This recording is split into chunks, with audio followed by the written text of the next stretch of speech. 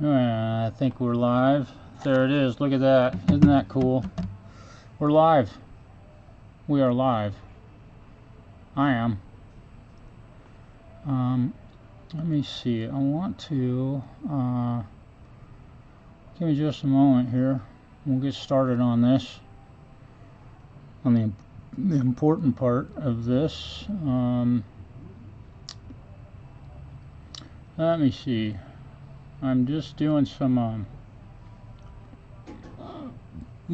excuse me. Live. Let's go nuts. Okay. Hang on. I'm almost ready. I'm almost ready. There we go. And my arm right in the middle of the movie. Isn't that cool? I have nice arms. Hey, that looks nice. Yeah, it's got a the DVD player's got a bad laser. Oh no. I bet you come up with their code here in a second. Okay, let's see if I can do this. You guys, I'll be with you if you're watching. If anybody's watching right now and I'm not doing much, there's a reason.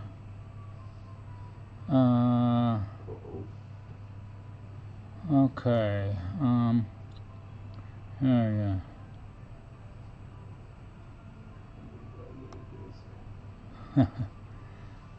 Alright, and I'm just sharing this out with a few folks, and it doesn't, I don't think I'm holding anybody up.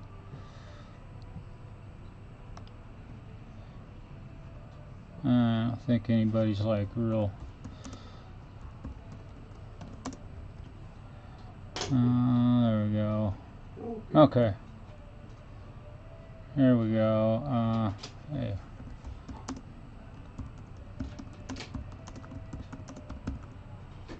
Oh geez.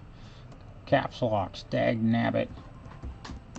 If you can hear me, I'm trying to call just get the owner of this instrument to maybe watch a little bit of the work that I'm going to do on this thing. That would be kind of cool. Yeah. Okay. Hey, nice form. Thank you, Camille. Thanks for being here. It's cool to see you. I hope you're having a great day. I'm back live. I was just sharing my live stream with a couple friends who have expressed interest but weren't really sure how to find my channel. So they're YouTube amateurs. So today we are working on a nut, and I'm just been working on this guitar for 4 or 5 days now, and it's a lot of this is a lot of elbow grease, right? Because I got to remove a lot of material off this nut to make it proper, and I could have saved myself a lot of this agony of sanding by removing some height off from the bottom of the saddle of the nut, but I like to do it like this just because it keeps me honest and physically fit.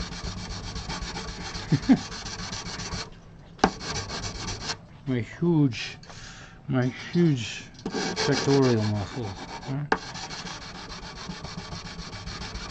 Now, also what I'm doing is I'm shaping the top of this nut, customized version versus, just what everybody else has. It allows me to do some real specialized stuff on these things. Now, also,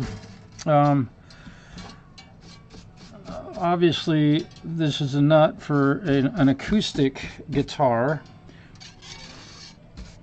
and it's bone.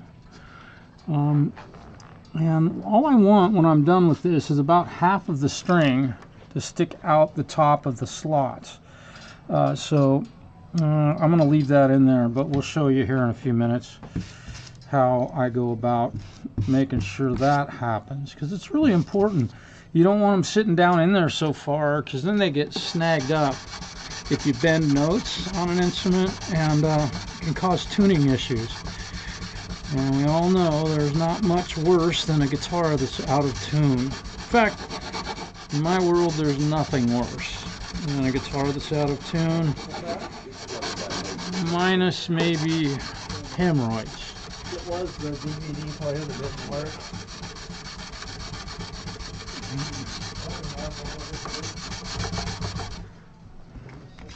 We have a tuning over there. What's that? There's a tuning. Check this out. Alright, I've done this on my channel many times, but so I still got to take some height down on that one, but Check that out. Who's got her one? The VCR part does work. Yes.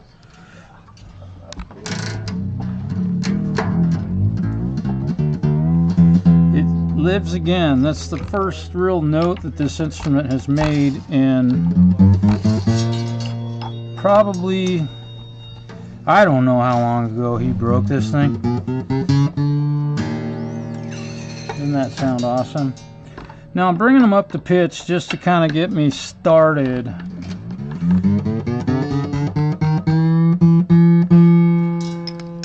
Okay, now I'm gonna go ahead and fasten these last two strings on here. I just did this to kind of give me a preemptive strike. And these strings are not going to be the final strings that I leave on this instrument. These are allowing me to do some work on this nut and put the strings in and out of the nut slots to so that I can measure the string height, first fret action here, and get it right. And I would never number one, I would never just use 2 wraps on any of the unwound strings, and number 2, I would never send a guitar home to an owner of an instrument after building a nut for it and doing all of this, because the strings will break only momentarily after they get it home. It just weakens the strings a lot in doing this and going through this process.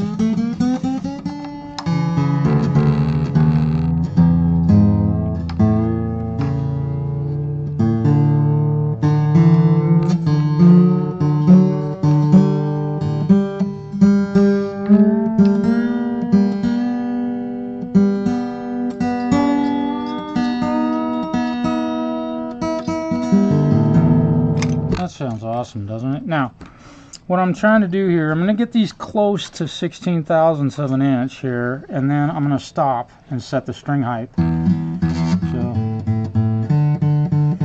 So they're all making a nice loud.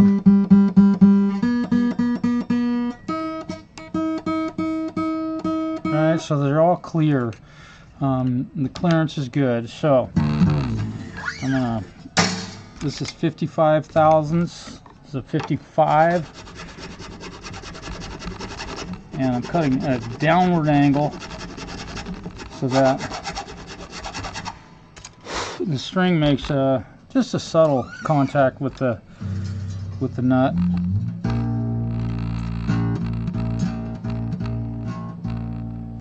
I got a ways to go on this one, so I'm just going to go nuts. No pun intended.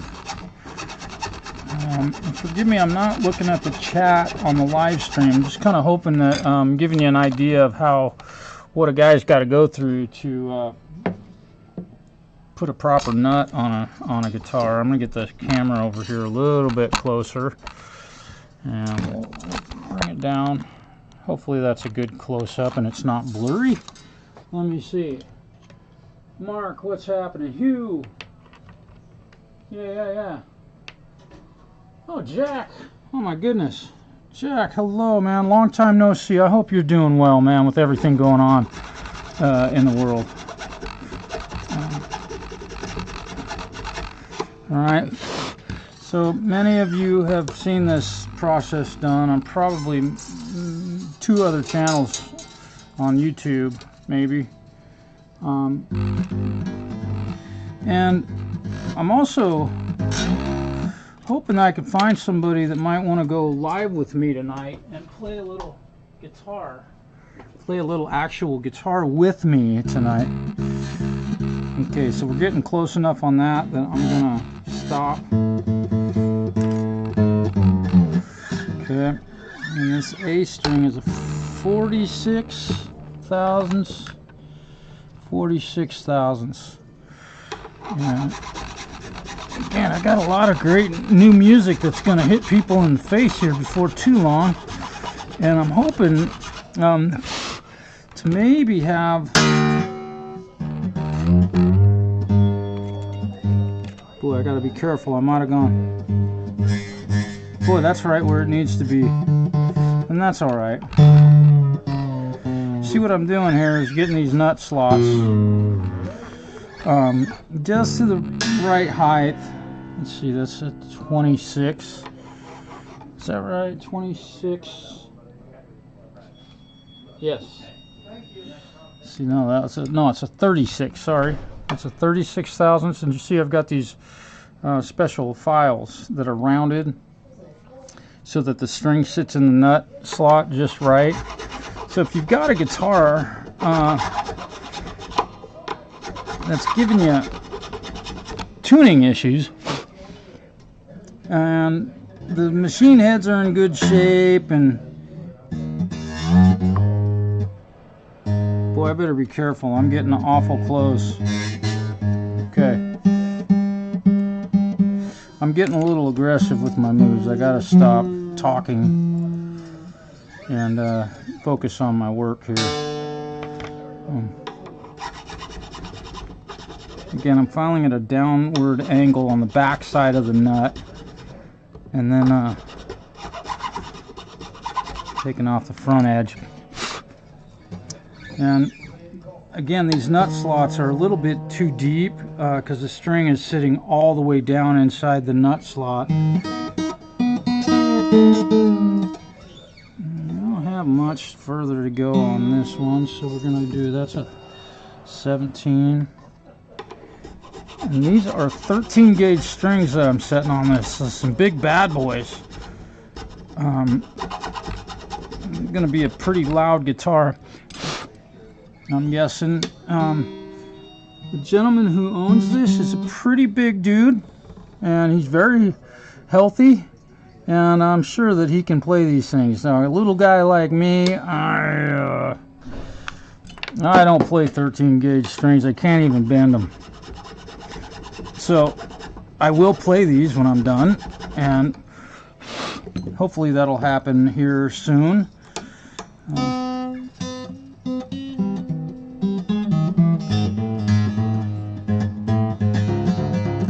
Alright, so there's my nut. Alright, now I'm not done with that just yet. So what I'm going to do is loosen the strings. Hopefully you could see that. Hopefully my camera guy wasn't too drunk. He's still drinking, I'm sure of it. He's had a drinking problem for a long time. He just can't keep up with me. I move too fast. A lot of people have tried to keep up with me. They just can't. I'm not bragging. I'm just saying. Facts is facts. Anybody else think it's funny how cops weigh 300 pounds and are 5'9"? Anybody else think that's hilarious? I would love to see one of those dudes try and catch me if I had to run away from him. You know what I'm saying? You know what I'm saying. Alright, so the nut slots are far too deep right now. That was kind of a weird tangent, wasn't it? But it's truth. I would love to see a cop try and chase me down. I would love to see most high school students today try and chase me down and catch me. They couldn't even keep up with me. And I'd outrun most of them. I think that's what I gotta say. I'm pretty sure of that. They're too busy playing video games, right? They never walk. Bummer. Yeah. And again, I want to draw your attention to a little club that we have here in our community. It's called the OK Theater, and It's in a little town called Enterprise, Oregon. And definitely look that place up, because it is astonishing, the type of talent that is brought into our little tiny community and isolated in the middle of nowhere, ultimately. And we get to see some of the finest artists, music artists, you could hope to see in New York or LA or one of those big cities with big fog and smog and pollution and yeah. Alright, so ultimately what I'm looking for here is about half of the string sticking up out of the slots here, and I can still tell I've got a little ways to go. Thank you. You're welcome. So I'm going to take a little bit more off of these. Again, I want about half of the string sticking up above the nut slot. I'm going to flip this around. I got a little better bite. There we go. Now we're taking some material off. Anybody else think it's funny that some cops are 5'8" and weigh 300 pounds? Oh, I joke. I'm joking. But I do find it funny. Let's see, is my camera guy keeping up with my work here? Almost. Almost.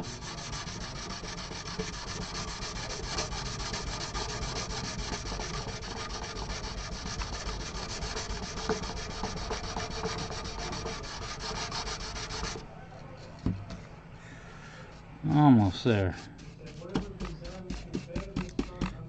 Now I'm getting all kinds of bone fragments and powder inside the wood here, and we'll clean that out and I'll show you how I do that and the material I use to do that with. Alright, so I'm going to call that good for right now. I'm not going to say I'm done with this nut, but I'm close. Now the treble strings, I don't necessarily have to have half of the string sticking out, but on these lower strings I really do like to have about half of them sticking out. That's just I don't know, it looks cool, and I know that the string isn't being squeezed in there, at least half of it. And the other thing that's important is that you cut the nut slots to the right width, which comes down to having the right tools for the job. All right. So this is a 55 thousandths, 46, 36, 26, 17, 13. And here you can do the ciphering yourself here. Now you'll notice one of those numbers is missing. Alright. So there's these are the files I'm working on. I'm working with, I should say. Alright. But I don't have a 56. Oh my goodness, what do we do? You just rock that file a little bit in the nut slot and it takes care of that. Yeah. And if you've never cut a nut before, you should try it. Because it is, you know, you watch me do this and you might think, oh, that's a piece of cake. How did I get the nut shaped like that? How did I get it to that size? Because all you're seeing is just me kind of finishing it off.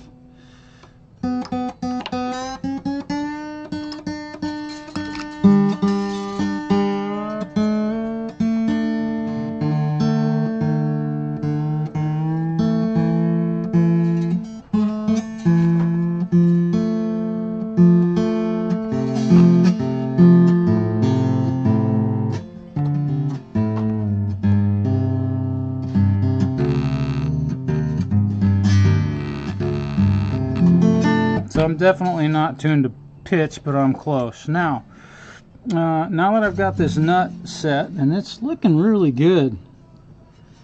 Boy, that's, dang. Dang, that might be where it ends up. Now, we're gonna check the string height here at the 12th fret, and I can tell that it's high. I can tell that it's high. Boy. Yeah, it's 8/64 and 7/64. And the next thing I need to check is the neck relief. I'm just looking at it, but right now, let's see where our neck relief is at.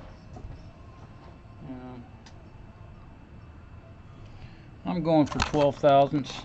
Here we go. I'm hoping that my cameraman is keeping up with me. Here we go. Alright, here we go. So these are big old fat 13 gauge strings, and the neck relief is way too high, meaning this thing has an underbow.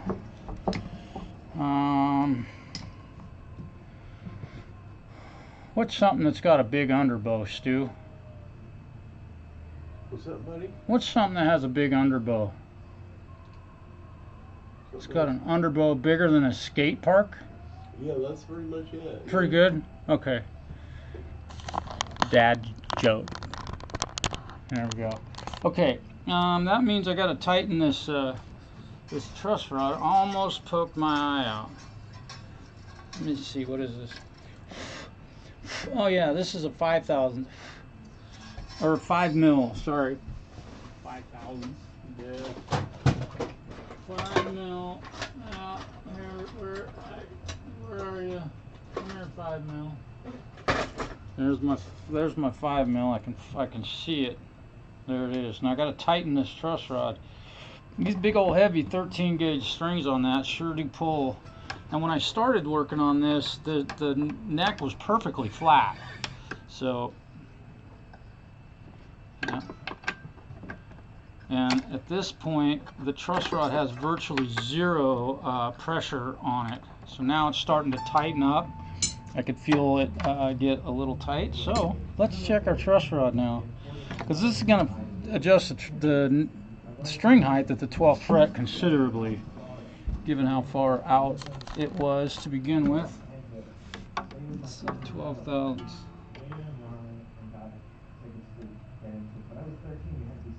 Now, also, keep in mind that this neck was broken right here, right? And I've repaired all of that, and you can't feel that at all. All you can feel is a little rough spot right here because I'm sanded down to the wood, which I will remedy that with some CA glue here before too much longer. But you know, this thing was broken pretty dramatically, and it's all fixed now. So I'm turning the truss rod and putting a boatload of pressure on my freshly repaired neck.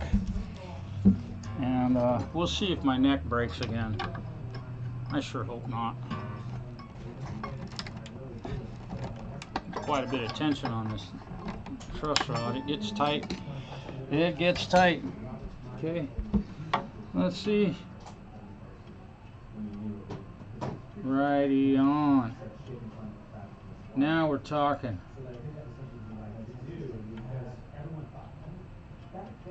Alright, one. Ooh, good grief. Oh, I just put. No, I'm joking. That was my coffee cup hitting my wood block down here. Good grief. Gotta be careful.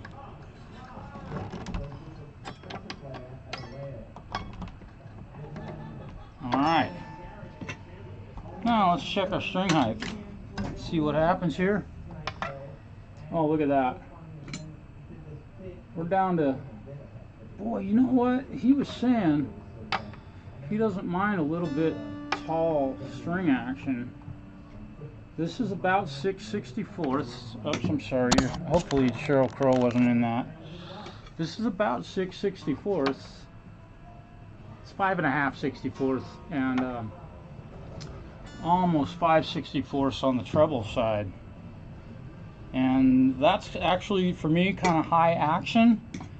So, is my work here done? My goodness, that was extraordinary. I can't believe I got that lucky.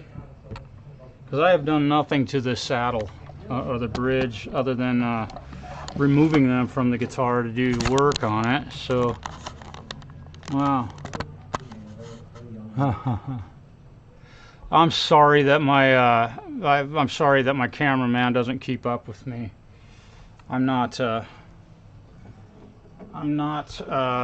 My cameraman drinks a lot, like I said. So let's tune this thing up and see what happens. Let's see what happens here. Now I haven't stretched these strings, and they will come off of the instrument. And I have not played this guitar yet, not at all. I have no idea what it sounds like.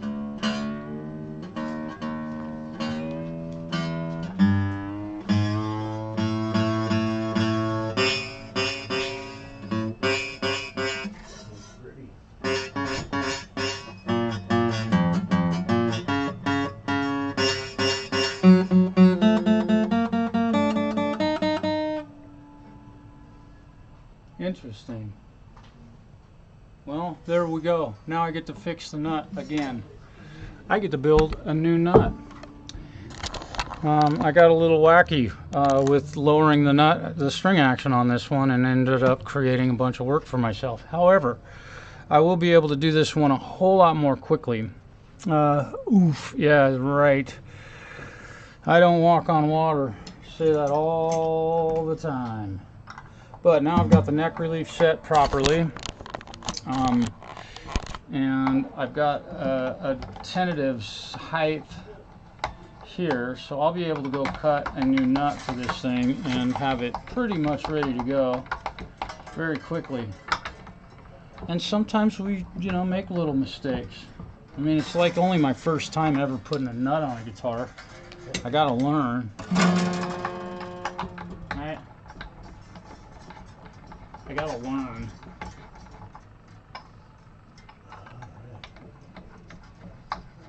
And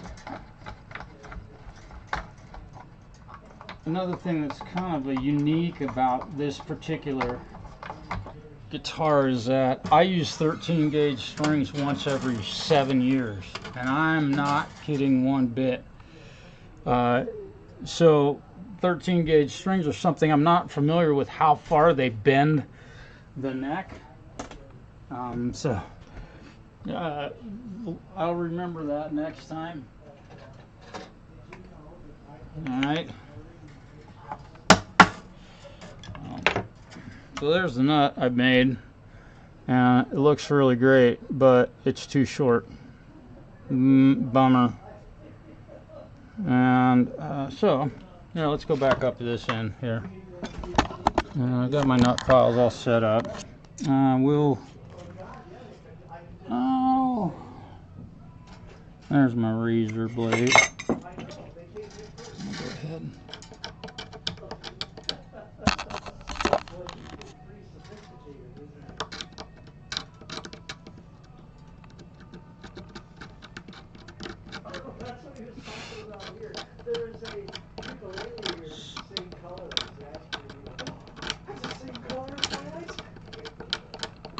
There we go. Just scraping the excess glue off of here so that I get a nice flush match when I put the new nut back in here.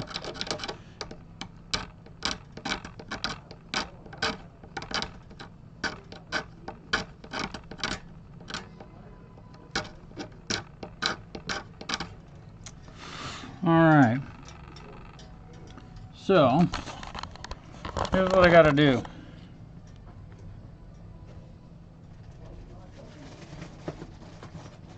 Is that? No, that's not it. Oh, there you are.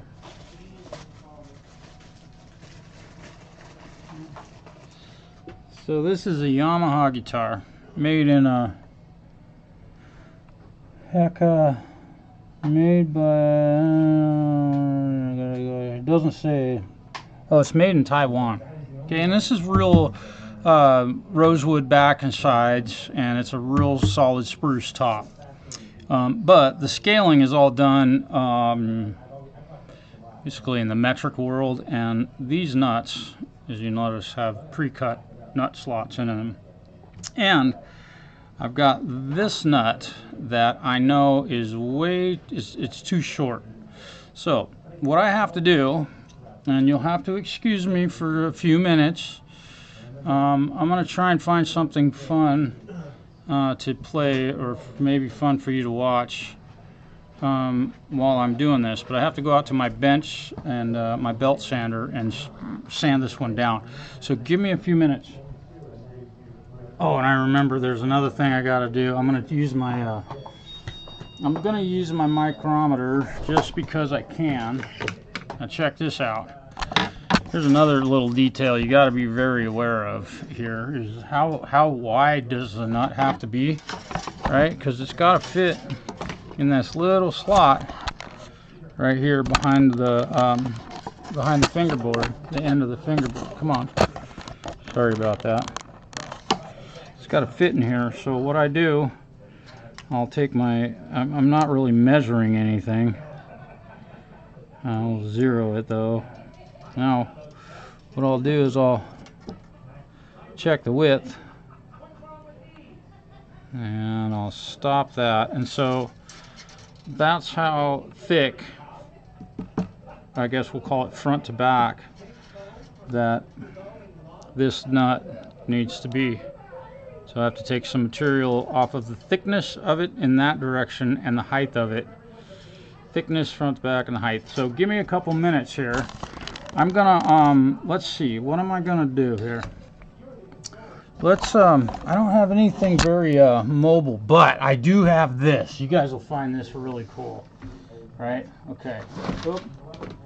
Here we go. Let's see. Yeah. Let me see, is the power on? Oh, is it unplugged? Hang on, you guys, I got something really super cool that you can watch. Okay. Some of you might find this entertaining. Some of you might have seen this many times before.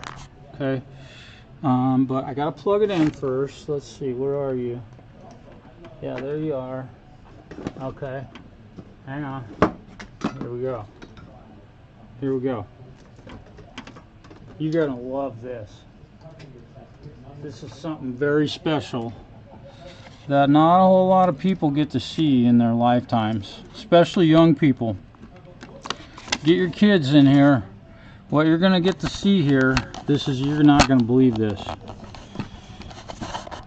Some people have truly never seen this before. This is what a tape deck looks like. Let me see. When it's playing. I think I can do this. Yeah.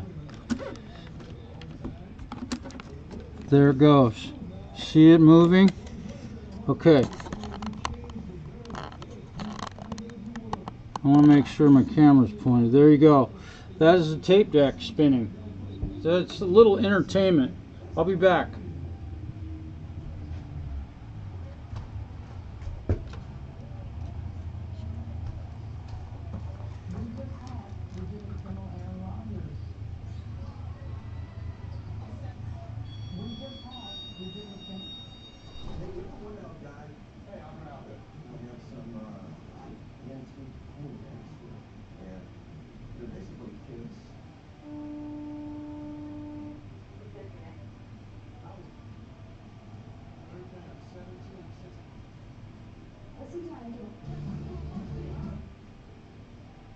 A National Football League head coach has been fired on Monday after Thanksgiving.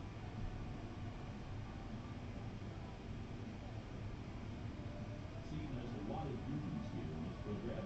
One of those is to come up with a full question or two every day. Did you have said book? I find this. I don't know anybody else in the room.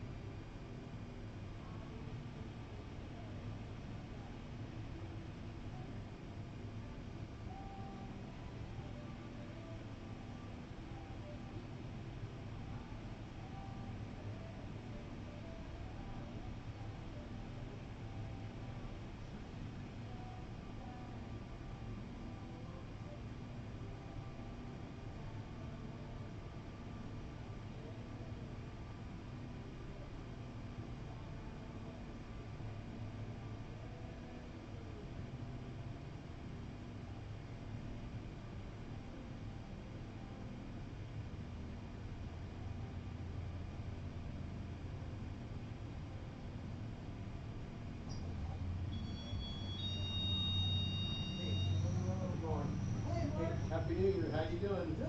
How about yourself? Good. All right, how is the tape deck? Is it still working? I had to do something with a little bit of motion in it. People would just get so bored just sitting there looking at nothing. Falcro, hello, good afternoon, brother. Great Vanzini, hello, brother. Hope you're doing good. Lord Spike Protein, hello. I'm sorry I had to leave for a few minutes. I made a mistake. And again, I just always say I don't walk on water. When I try, my ankles definitely get wet. All right, so here we go. I have a little bit of work to do here. Let's a little bit, not a ton, but enough that now this will be interesting. So I have this pre-cut nut, and I've already checked the separation of the strings is perfect for this scale of neck.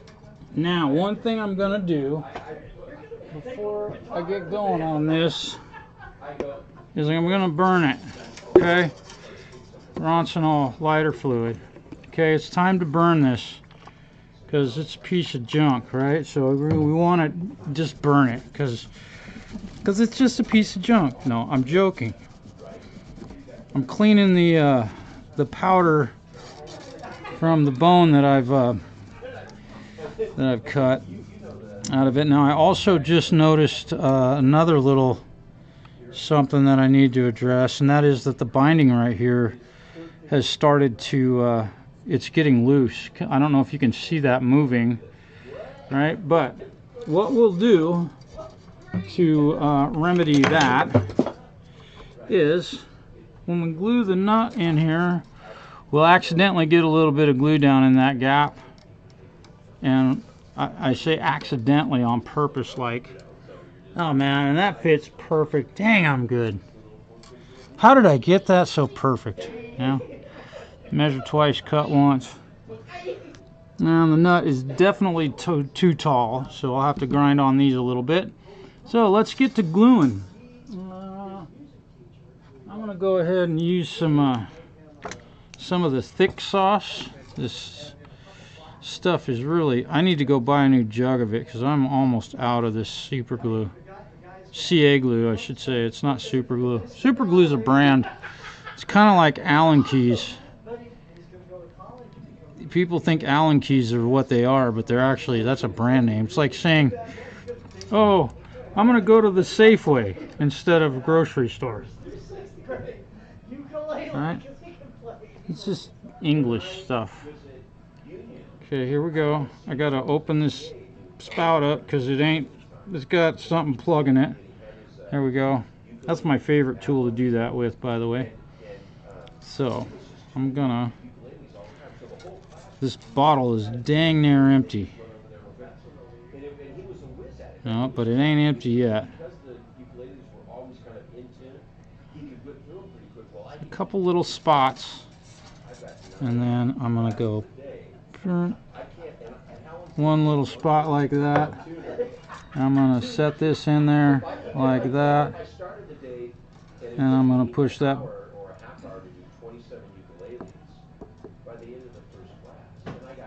There we go. Now I'm going to hold on to these both, so I know that's really exciting to watch my hands blocking all of the action.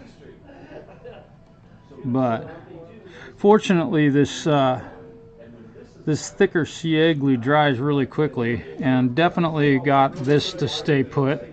So the binding is now attached. Well, I take that back. It's not. So here's what we're going to do about the binding. We're going to get this terrible stuff out. If you're going to use this stuff, let me tell you,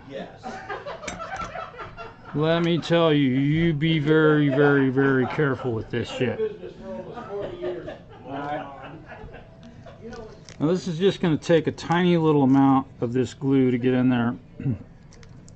And it will wick right down into the crack that I can see on that binding. So I'm going to just put the tiniest drop I can attempt to get out of here. into this spot. Here we go. I got, I keep saying nuts, but you got to have nuts to do this, and you have to be nuts to do this. There we go. Okay, I am totally nuts. Let's go nuts. Right? Oh, where's my super fast super sealers? Speed up juice. What do I do with that? It's probably right in front of my face. Well, I can't find my speed up juice, so we'll just wait a second. Oh, look at that. I didn't even get any on my finger. Dang, I'm good. Dang. I played New Year's with Wicked Mary out at Hot Lake. All right. Now we got that binding stuck. All right. Little things. It's the little things. Got to pay close attention to that. If this was my guitar, I would love it if a guy took care of that for me. Because if I didn't, I'd be leaving a problem. A possible problem. And you don't want this binding coming off here because it'll peel all the way down the guitar is what'll happen. Okay, so here we go. Just gonna scrape this little excess bit of glue off of here. Huh? Like nothing happened, right? And, you know, I don't know if the owner of this guitar is watching me do this right now. I kind of hope he is, but I know he works, and he may not be able to. But see, I'm getting super glue all over his guitar, right? Actually, that wasn't super glue. I'm just getting the excess glue off of here. There we go. Now, what did I do with my speed up spray? I love doing stuff twice. Where's my speed up spray? I just used it today. Did I knock it on the floor? I didn't throw it away. There it is. I did knock it on the floor. Speed up spray. Right? It's speed up spray. Makes super glue hard as a rock. You got to be careful with that stuff. I promise you, if you get any of this speed up spray, this is like says neck honey. It's not. It's super glue speed up spray. If you get some of this on painted stuff on a guitar, that paint is gone. So be very, very careful if you're working on a guitar and have to use some speed up spray on something that's painted. Be sure not to get that on there. Ask me how I know.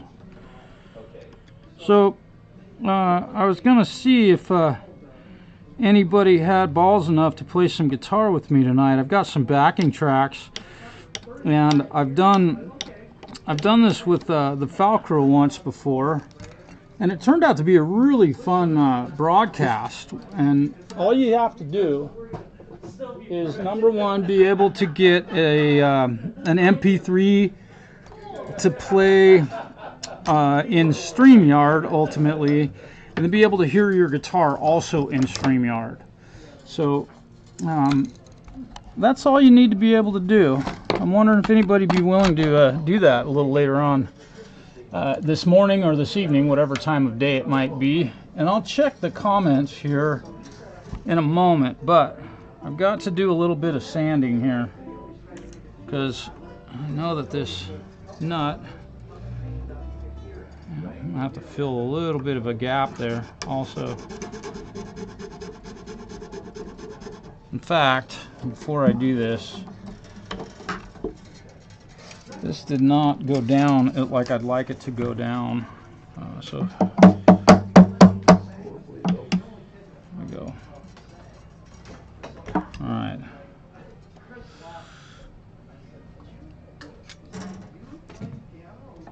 That's why you only use a couple of drops of CA glue to glue a nut in place, right? Just a couple of little drops. You guys are getting to listen to one of the finest ukulele players who's ever lived.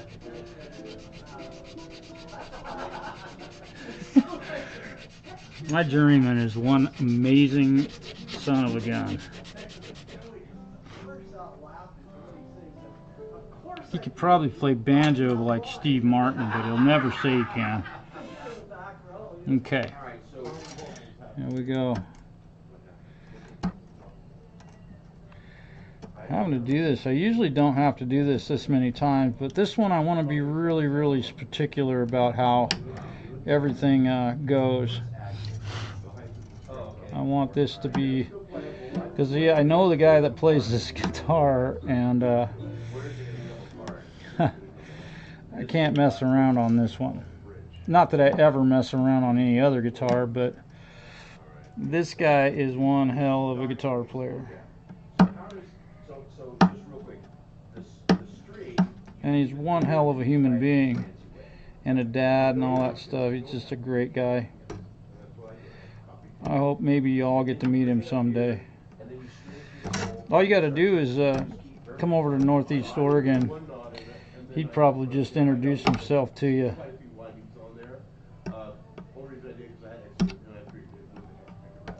Okay. There we go. Now I'm removing some of the excess glue that was left on here when I glued that. You're not putting. Oh, no, you're not putting on a string. I was going to have you show Mark how to put on a guitar string. Oh. Well, you're not there. Well, send him over. What? Send him over. I'll show him if he needs to. Well, it's a ukulele, but I think that if he has a bunch of ukuleles, he needs to know how to do it right. Oh, I think yeah. they go on the same way. Exactly the same way. Yeah. All right. So now I need to double check and make sure.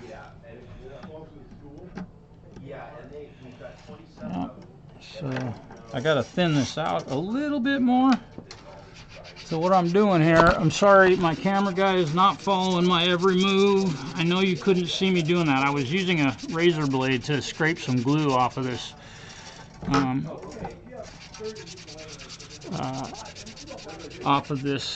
where the nut slot is. I actually need to do a little bit more on that. And then also, I've got a little excess wood on the back of this. I say a lot. I just noticed that.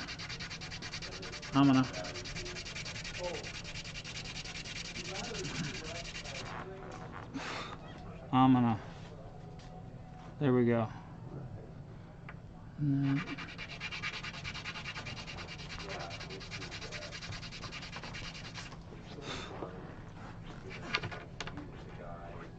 you playing ukulele again there, Stu? Oh, I was throwing the string, a low G on.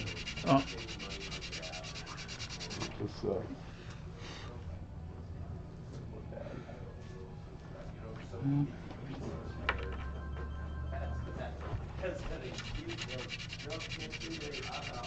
Boy, I'm probably hurrying, and so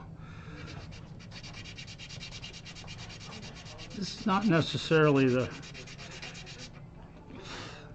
exact way to put a nut on a guitar, because I have made a couple mistakes on this one, and I also believe that what's happening right here is why a lot of guitar techs that have pretty big YouTube channels don't do live broadcasts of themselves fixing guitars, because it can get time consuming, and you know, you worry about keeping people entertained by it, and that's what a whole YouTube experience is all about. And happy Saturday, Mark. I hope you're having a great day. And I know Frank gives a shit about me saying hello or good morning. Fred's the same way. All he cares about is if you pet his stomach when he gets home, when I get home, and whether or not I feed him by 8 o'clock at night. And he's gotten in the habit of waking me up on weekends like a goddamn toddler.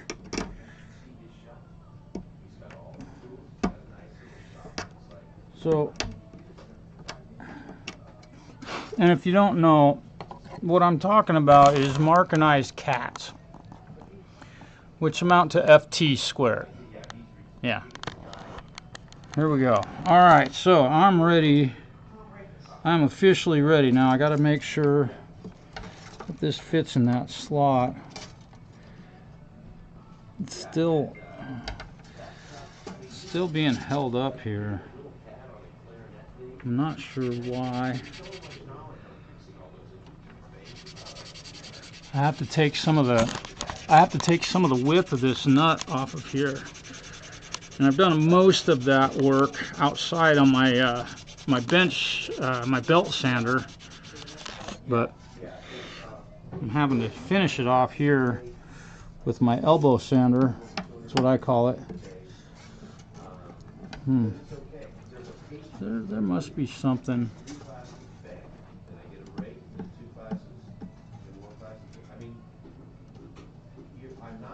Yeah, hang on, let me look. Let me look here.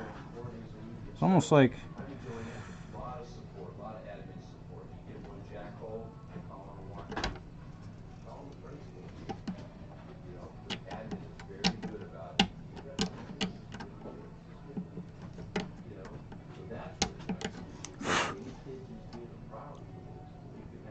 Okay, that's looking pretty good. Something's holding this nut up a little bit. I'm sitting down flush in this slot, and what I'm hopeful of is I didn't take too much. There we go. There we go.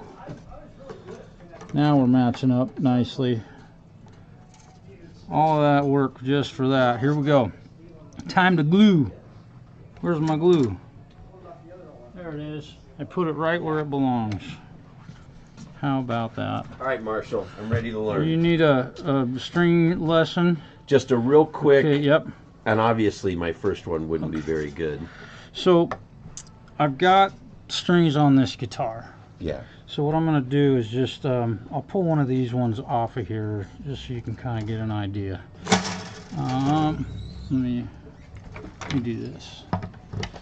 Now yours, I don't know if your instruments all have ball ends on them or No, not. They're tied. Stu tied it. Okay. It's got, you know, it looks like it went through, came back or something. Just Yeah. a couple of twists. And Yeah, exactly. It's a sissy knot ultimately. But you start here, and it goes And that you way. Go that way. Okay. If you go the other way, yeah, it'll. You can basically end up upside down. So you get the you start down at this end. Obviously, you tie the knot, and then with this, it's just so you start down here, obviously, right? Yeah. So that now, what I do from the inside out is how I set them. So you don't put it through the hole yet? No. Okay. No, you're going to end up sitting there spinning that handle. This is why. And let me get my camera over here. I do, on the ukuleles, I do 2 wraps, right? 2 wraps. And then wherever the hole is, just put the string through the easiest side. So if you need to go through this side, nothing wrong with It that. doesn't matter which side, just Right. get it through, okay. And you go over the top of your windings. Right, so you push the winding below the hole enough that you can put Yep, that and on use, top. I use my fingernail. Usually you can Yep. notice I got a little bit, I keep it that way for a reason. And then you just pull the string through and pull it tight. And it should, when you get it tight, look nice and tidy. And when I pull... You make it as tight as you can, getting it, okay, yeah. Yeah, exactly. You don't want to leave a bunch of extra stuff on this end of it, because then you only have to wind this much as machine you do. head Like that much. I put a little bit too much on that one. Oh, on that I end. see, all right. So he went around a couple times, and then he's good to go. Because often on ukuleles... Well, it's also the string. What you said the D string. I use the low G. Oh, a it's D wound? a D one out of Okay, yeah. All right, so you use a wound, and Yeah. because it's so much shorter, I mean, it's that much shorter. Right. Okay, so that's why it has the extra A little on the extra top. winding. Okay, Now you're going to be changing strings. it's only the kid. Or- I tell the kids don't touch the knobs.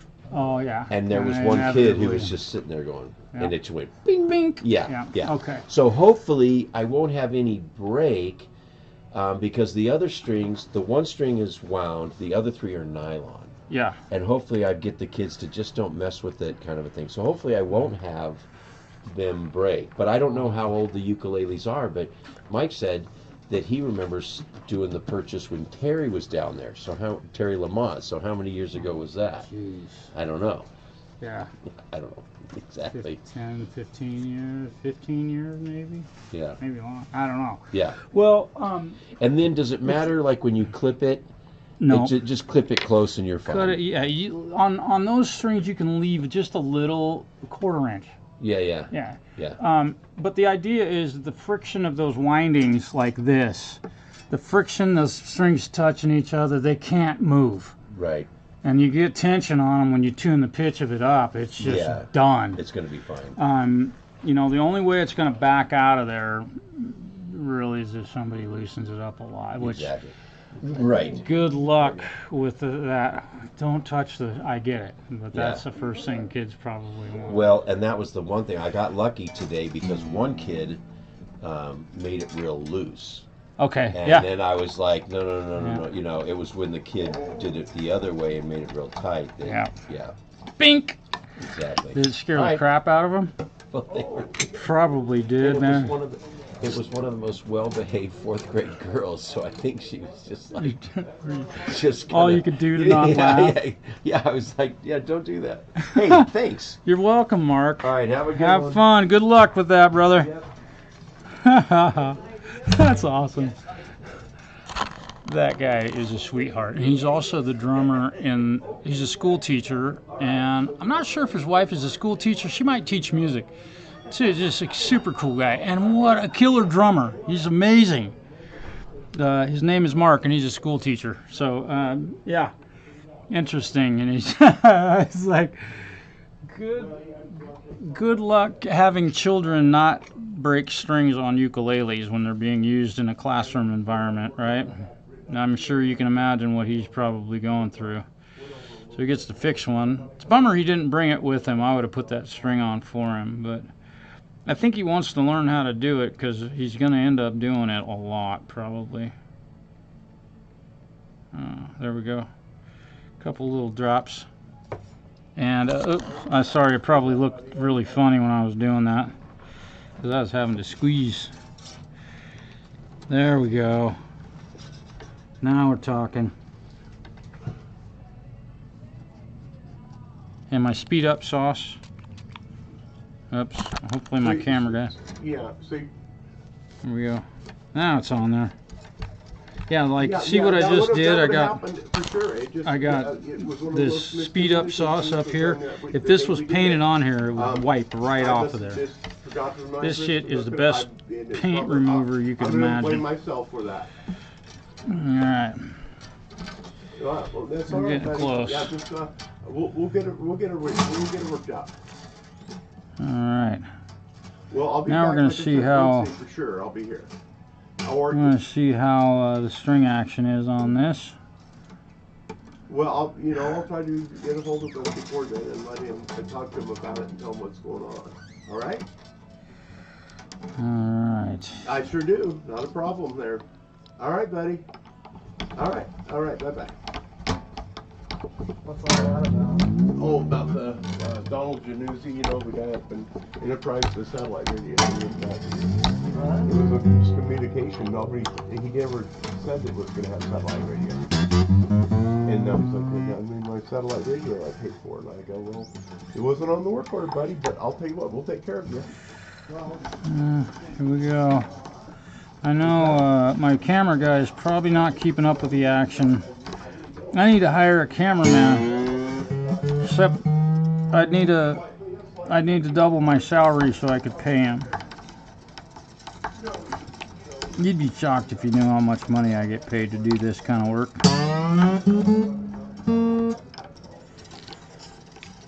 But that's not what it's about. It's about the smile on the face of the guy that I hand this to when I'm done working on it.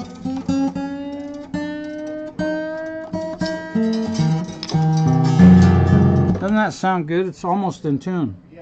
Alright, so let's see.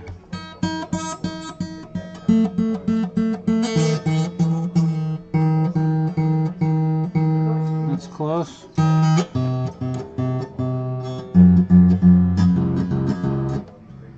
Okay, now I'm going to go down here and check the string action at the 12th fret, just see where we're at now. Yeah, we're at 7/64 and 5 1/2 64 ish. So now let's get busy filing these babies down. We're gonna do it second time here. And I'll call him right now and tell him I got the wire on the headphone a new and old one. And I got another. Let's see. unit So we need a that's, 13. oh my God. Where the heck did these come from? I don't know. We've had them for quite a I while. wonder if Piers sent them to us, and I just never saw them. That's great. I think you brought that over here and gave it to me at one point. And Oh, I don't know. That's what they're for. yeah, You know, Yeah. if Piers has them, I'm going to send us about 100 of them. right.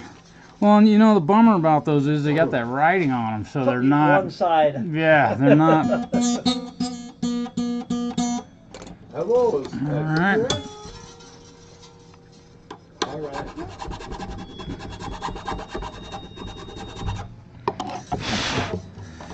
Now here we go. Let's go nuts. That wire back a little. That's on the headphones there. The DVD player in that double unit is shot. That is exactly what I wanted to do. In stock, an old, used one that's almost identical. All right, so this one's a The 17 on the opposite thousandths. side, but I have one in All right, stock 17. with So here we the go again. remote control. Now I'm taking all this height off the back of this. I'll be here 11 Yeah. to 6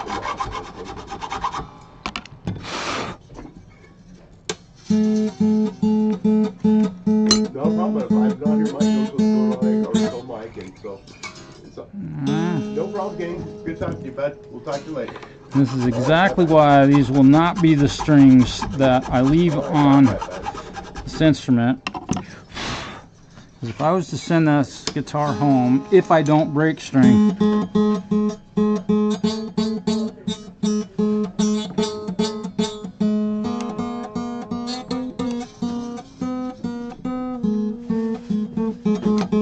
still can go a little bit further. And I'm just gonna, just a couple of swipes.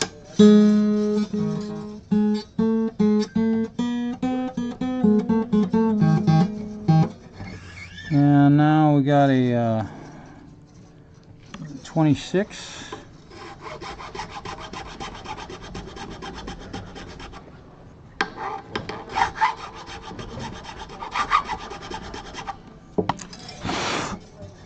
And these lower three strings, I do not mind the fact that they fret a note when my feeler gauge goes underneath there. Because I like these to be a little bit closer than the lower strings. Those ones I want at 16 thousandths of an inch of gap. And yes, you can get closer. There's nothing wrong with going closer than 16 thousandths, but 16 thousandths is a very safe bet. Now, if somebody complains about like the first fret action being too high, that gives me room to lower it. And now that I've got that making noise like that,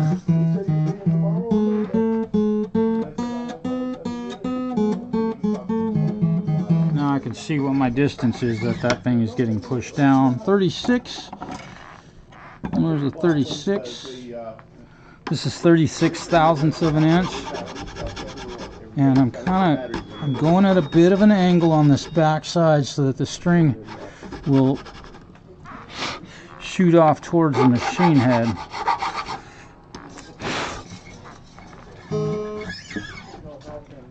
And these, I don't want to go further than 16 thousandths. Rolling in the Let's right get an direction. R8 for it. Yep, I'll do it. I cut that other nut too short, Mike. I usually don't tell you when I do shit like that. That's our biggest problem. We're gonna be all right today. Our mantra. Right? There we go. We're almost there. Man, we're almost there. 46 thousandths. And the way this is working out, it's likely I'm not going to have to take anything off the top of this nut. The strings are still safely not being pinched in the slots, and I can feel the top of the strings even in here. These might be a little bit deep, but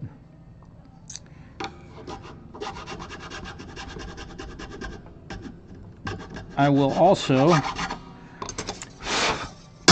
use some lubricant in this because it's the first set of strings that this nut's had, and it hasn't had a chance to really work into them. Let the strings really make their mark.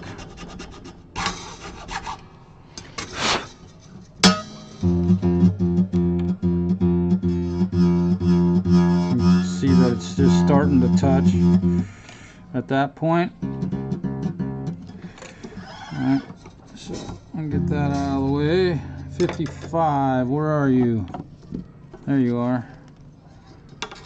Now I'm rocking this file just ever so slightly because this is actually a 56 gauge string, and I don't want this slot to pinch that string.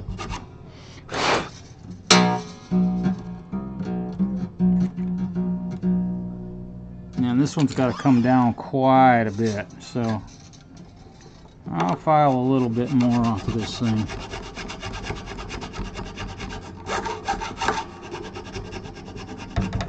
Whew. The other thing you want to be careful of is digging your, if you're filing these, digging your file into the headstock. Believe me, I've never done that. I have never dug a file into a headstock before, never once. If you buy that,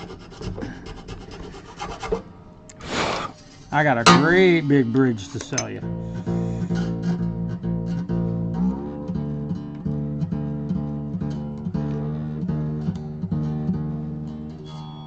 Boy, we're awful close. We're close.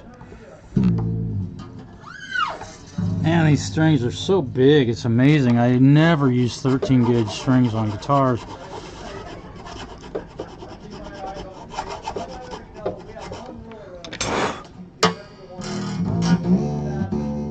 Now we're about ready. Come here. Oh, still got a little bit more to go. Got to sneak up on them. You never want to go too far like I did earlier. You can really cost yourself some work. See, I'd be done with this instrument right now had I not made that mistake.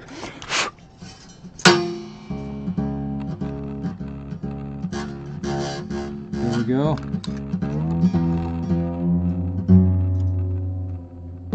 Alright.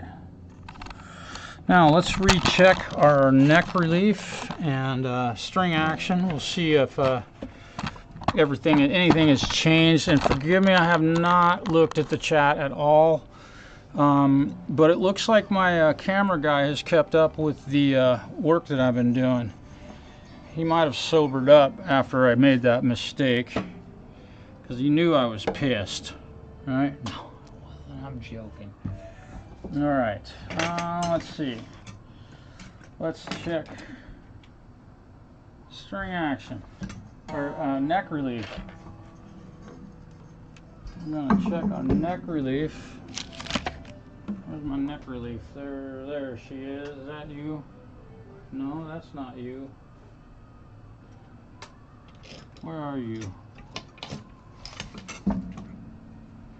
I just have way too much stuff out. I always say that. You know, you start working on something, and the next thing you know, every tool in the box is out. Here we go. I found it. Put it right where I left it. All right, how's our neck relief? It's actually, I need to loosen that neck relief a little bit. It's a little bit, oh, sorry you guys, dang it. Here, let me get you back in the game. So, neck relief is a little bit shallow. Doesn't have quite enough. I think so. The older you get, the more you don't know. But given the fact that I know I can add some neck relief to it, I'm gonna go ahead and leave it there, just for now. Don't get mad at me for leaving it with too shallow a neck relief. Now let's check our string height at the 12th fret. This thing is about to play a chord. I ain't kidding. I'm about to play a chord on this. I gotta tune it first. Oh man, that's perfect. I think he's gonna love this. It's right where it was before. It's just now that you can play it, right? So let's tune this thing up and try and play a chord on it. See, what chord should I play? Anybody name a chord that you would like me to play first on this guitar, because it's been chordless for I don't even know how long. This guitar has not had a chord played on it in a long time. And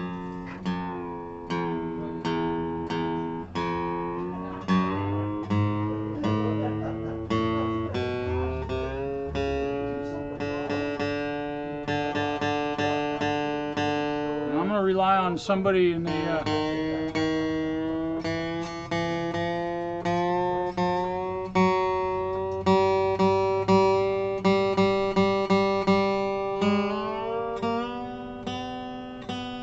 see, aren't you glad I didn't adjust the truss rod? Because if I had adjusted the truss rod, it'd be whacked right now. Because I didn't have the strings up to tension.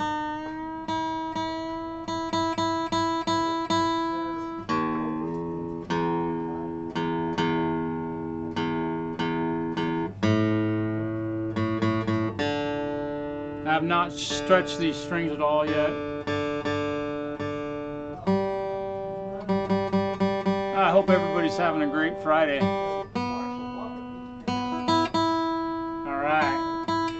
Alright. You guys, thanks for throwing some chords out.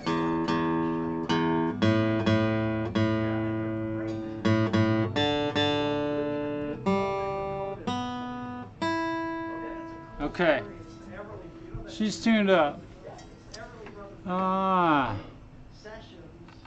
Many fire, Robin. Keeping the many vibes. A sharp 9. Come on, dude. G minor 9th. I like that one. B flat sharp. You guys are funny. A major at 13. Hello. Hey man, he is How are you? really good. Cool. I can bring my Taylor He's to you? taken over everything that Stu Yeah. used to do. Okay. Yeah, indeed, man. It's just the nut at the top that the grooves have worn so deep from 20 years of just like tuning up, tuning down, putting new strings on, and now they're starting to buzz. And I've actually like cheated and put like little tiny pieces of like paper. yeah. Just to like, okay, now it's not buzzing. Well, you got here just a moment, because I literally just got done cutting this nut for this guitar. Oh, okay. So I just built one for Okay. it. So I own a Taylor. Okay. They're the best guitars made It's in like the a world. 610 series. They don't even make them anymore. I it's not in great shape anymore. I've owned it for 20 years. It's got a little Yeah. crack running down the middle of it, the The bottom. neck? Is it in No, the it's neck? just right here, Right here? right there, exactly. Yeah, Every tailor ever made has that. yeah. Dude, And I you're just not never. alone. Yeah, I just. Mine does. Yeah, and I didn't humidify enough and stuff. You know, I Yep. just played, let it hang on my wall, and Yeah. Have you been in the area for a long time? Mhm. You've lived. It's had a good long. Okay, so it's climatized to. Yeah, The it's- air here is just super dry. yeah. I actually took it to there was a was it American Music in Caldwell? I took it to have them I was gonna trade it in and get a different guitar, and they're like, at the time it was about a decade ago. They were like, dude, don't trade this in. Yeah. Like this is, you What? played it well. You can tell where you've worn it just perfect. It's like it's in great shape at that time. And they were like, we don't have anything that really compares. You can't buy this guitar anymore. So I would just keep it. So I did. Yeah. But it needs some TLC. Yeah. So if I brought it by, you could throw a nut fix that nut for me. Absolutely, 100%. Okay. And just trust me, the owner's son owns a Taylor 410. I own a 414. Okay. I've owned it since 1999. Yeah. It's, That's about the same time I got mine. Okay. Yeah, Yep. so I'm very, very familiar with them. And in fact, I'm not a Taylor, I'm not a Taylor certified Taylor shop, but they sent me all the shims for the necks and all of that. I have everything you could Okay. hope for. They just went, here, dude. Okay. So I talked to them. I've talked to them Quite a bit. several times. Yeah, there are a lot of Tailors that live in our community. Oh, sure. Yeah. So Okay. yeah. Well, what you work Bring- Monday through Friday? yes, I'm here Monday. You can if. And I don't want you to be without your guitar. Well, what I would do is drop it off at the beginning of the week. Yeah. I really play most of the time. I end up playing for my church on the weekends anyway, Yeah. so it's not like I can deal without it. How many? If I dropped it off, how long before you have it ready to go? If we set a day and a time, it'll get done that day. I Okay. mean, I'll start on it at that moment. I Okay. don't have, anything that I've got to get done. I don't know musicians have paid musicians, gigging musicians have come in and said, I need my guitar. So if you want to bring it in on Monday, if that works for you. What time you get here? I'm here at 11 o'clock Okay. in the morning. So if I have my wife drop it off Monday, Yep. I'll be at work, but Yep. if she can drop it off for me. Yep, and I'll Okay. get your contact info or her contact info, and I Okay. will call or text whatever you want Yeah, you got a pen. I'll the just write it moment down. I'm done. Yeah. Here we go. Can I write on there? Yeah. Oh, this is very Yeah. nice. There's that, and where my writing utensil to go? I bet you they got one at the Well, front my desk. pen. Yeah, they sure. Okay. Huh. My pen vanished. It's underneath all my stuff. Hello. What's Hey. happening? Nothing much. I just wanted, you do amp repairs and stuff like Yes, that? Okay. indeed. All right. Yeah, yeah. I'll keep you in mind. I have this little Mesa Boogie that is, I've got tubes for it, but it doesn't sound like it's tube noise, a little crackle, something else. Maybe you could put an ear to it. What model is it? It's quite old now. It's an F30. Okay. So it's a 30 watt, Oof. 2-channel. Yeah, it's. My buddy Bill, I'm doing a live stream right now over a sorry. guitar. No, you're fine. But my buddy Bill, he's watching right now. He literally just bought an old Mesa, and it's a 2-channel. It sounds very similar. Oh, yeah. His, I think, is a 60 watt version of Okay. what you have. And I think it's a little newer, but It would be a 12-inch Celestion in yeah, it, it's a combo. a combo. Yeah, okay. And it's just like, You don't- sweet. Love it. It's not, yeah. I owned a Mesa Dual Rec for Oh, yeah. 25 years. Yeah. I finally got done being that loud. Yeah. My hearing is Right, shot yeah. because of that amplifier, and I ain't kidding. Yeah. But they are the best. Yeah. I And I'm I think- running effects, like a Boss effects, using it as a preamp for this Boss effects. But I mean, it's still. Oh. So I'm bypassing a bit of electronics. I suppose that's the way it is, since I'm using this four chord. Oh, 4 cable system. Four cable All right. system. Thank you. Thanks, All man. right. I'll bring it by. I'll have Amanda bring it by All on right. Monday. Yeah, and we'll see you Monday. And if it works better for you to drop it off on Saturday or Sunday this week, feel free to do that. You can No, leave I'll it need and I'll for get the it. weekend, but as soon I on Monday understand. I'll have someone Okay. drop it off. Sounds great. Perfect. All right. Thank you. Great. All right, man. Cool. All right. How are you? Hey, I hey. didn't get a text from you. At any rate, I'm tinkering with it. I'll bring Yeah, it by. bring it and down. you can- Bring you it can by. listen to We'll it. take care of that for you. Cool, man. Thank you. She's all ready to Good to go, go. man. You're Right gonna on, love man. it. Thank you very much. Yep, Appreciate you're it, buddy. welcome. There's string action on that. Oh, you know what? Forgive me. I told you I would do that. Give me a second here. No worries. Let me. Oh, dude. You know what? I think. Uh-oh. Let me look at that real quick. Maybe that's why you didn't text me. Exactly. I think I got sidetracked, and Uh-oh. I might have to. And I really need to do this for you. Dang it, dude. Let's see. Yeah, I hadn't done it. Oh. Can you give me just a few minutes, or you got to roll? I can come right back. I've got to Okay. go grab some food real quick. Okay, and- I'm gonna get this done for you All right right, now. cool, bud. I'll see you shortly. Okay. Good. Okay. Oops. I got doing something else and forgot something here that I was supposed to do. Alright, so we gotta drop that. 4/64th and 0. 4/64th and 0. Okay, so I gotta do a little bit of work on this saddle on this instrument. It's kind of tilted, kind of funky. And I'm really curious if there's not something else going on with this, because this saddle is sitting in here really weird.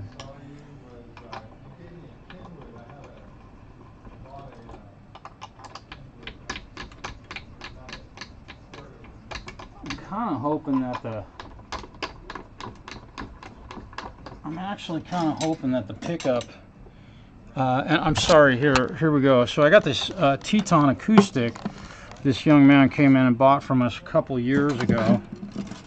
It's just the saddle is not sitting in here properly.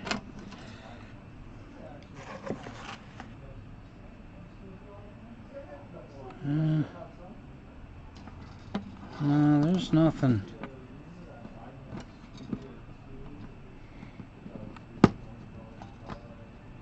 No. Okay. 4/64th. Oh boy. Look at how short this saddle is, and I got to take 4/64th off of this side. And forgive me, I got interrupted. I'm probably going to be here for a little bit longer, so hang in there. I'm going to have to, let me show you how I do this. Oh, here we go. So I got to take 4/64ths off of one end of this saddle, and then I've got to leave the other end untouched. So, where's my pen? So here's what I do. I color it, and I know this is the end that I have to take the material off of, and this is the end I don't want to touch. I could take a tiny little bit off of that, but I don't want to. Doggone it, I wish I had done that. Let's see. So I want to go fractions of an inch. Come on. And I want to take off 4/64ths, which is what? It is 1/32. No, 2/32. 4/64ths, 1/16th, right? Come on. 1/16th. There we go. Oh. There we go. So here we go. 1/16th. Alright, so I got 1/16th made. Now I take my 1/16th inch measurement and I scratch that blue ink so I can see it, right? Then we come over here and I set my straight edge here so I can get at it. Let me grab a pencil. Okay, now I'm hurrying, and I really should not hurry, but I'm kind of, this guy has a work schedule that I've got to meet, and I told him I would do something for him today, and I didn't do it.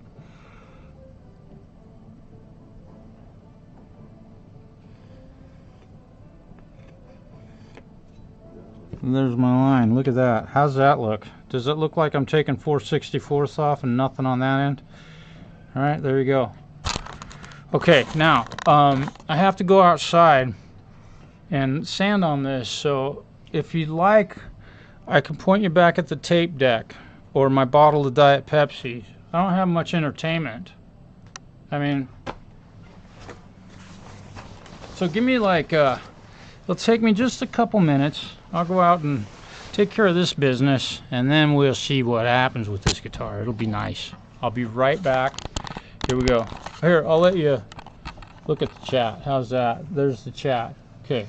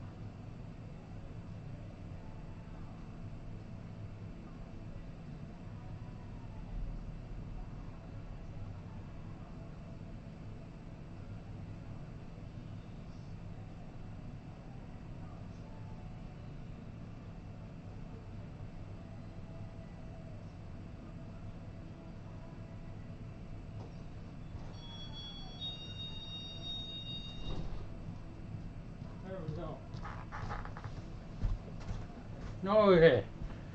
How was the chat? Was that exciting? That's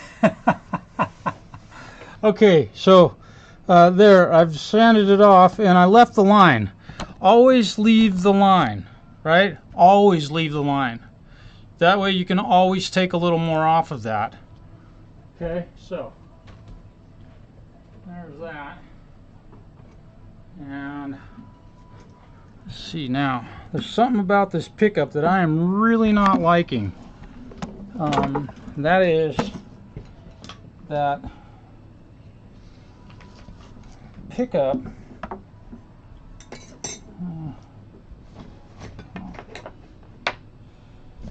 Hang on just a second. I know this is not terribly exciting right at the moment, but is anybody interested in jamming tonight? Like doing a couple backing tracks? I can email you the backing tracks. Okay, take a look at how this pickup is sitting in this cavity. You'll notice that it's not all the way down to this other end. Now, I don't like moving these things because they will break. If you look at them, they will break. Okay? That's what I always say. If you look at them, they will break. But this is kind of bugging me, so I'm gonna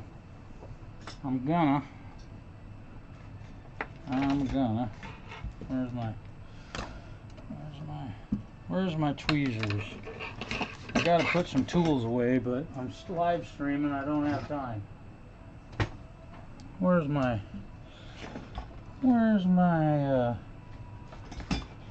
I'm live streaming, I just don't have time. Where in the heck did my... Well, there they are, right in front of my face. Okay, so here we go. Alright, so I'm taking my little tweezers here, and I'm going to try and grab this thing.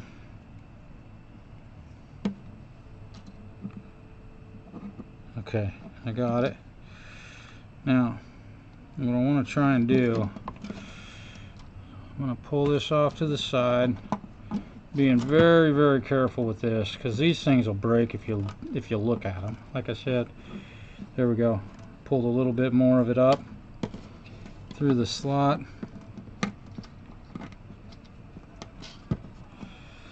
Okay, now what I want to do is take this other piece of saddle, push that down just like that, and now we got full coverage. See, look what I did. And I mean, who would do something that important? All right, if you're working on a guitar and you play a guitar, you ought to make them all just perfect, right? I'm feeling a whole lot better about this pickup system in this guitar now. I didn't notice, I did play the guitar plugged in this afternoon when he brought it in. Let's see what happens here when I tighten this down. Is that going to sink a little?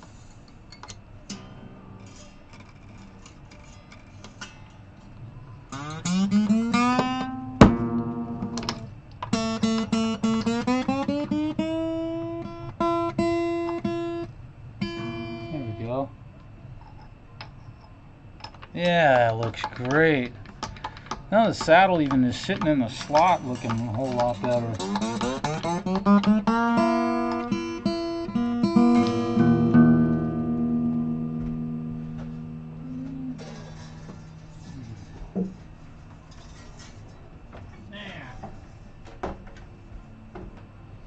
Now I'm hurrying, and I really do not like hurrying. I think that is a bad practice to get into. Not real fond of how this guy strings up his guitars, but that's alright. Seems to work for him.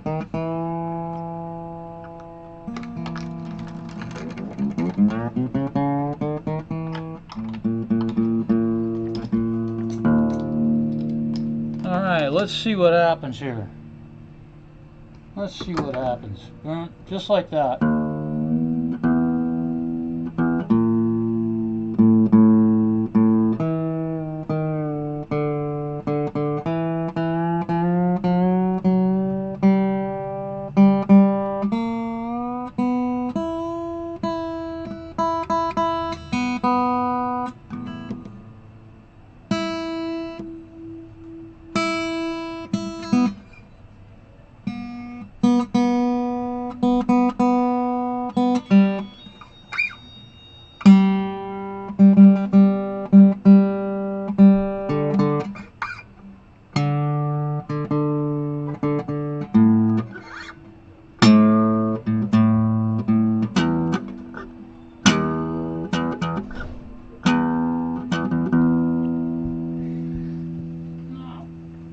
Gotta make sure I didn't break anything. So, and what we did this morning on this guy's guitar, he brought it in, the output jack had come loose on there, so we put a lock washer on it, right? This one got out of my shop without me putting a lock washer on it, and I'm actually very embarrassed about that. If you work at a guitar shop and you sell a guitar without a lock washer on an output jack, man, that's pretty lame. All right. Okay. Let's see if this thing still works. Yeah, here we go. Let's make sure. I'm going to check my string action first, and it's looking really good. Looking really good. 4/64ths, 5/64ths. I mean, yeah, you can't get much better than that. That is where string action should be. So let's see.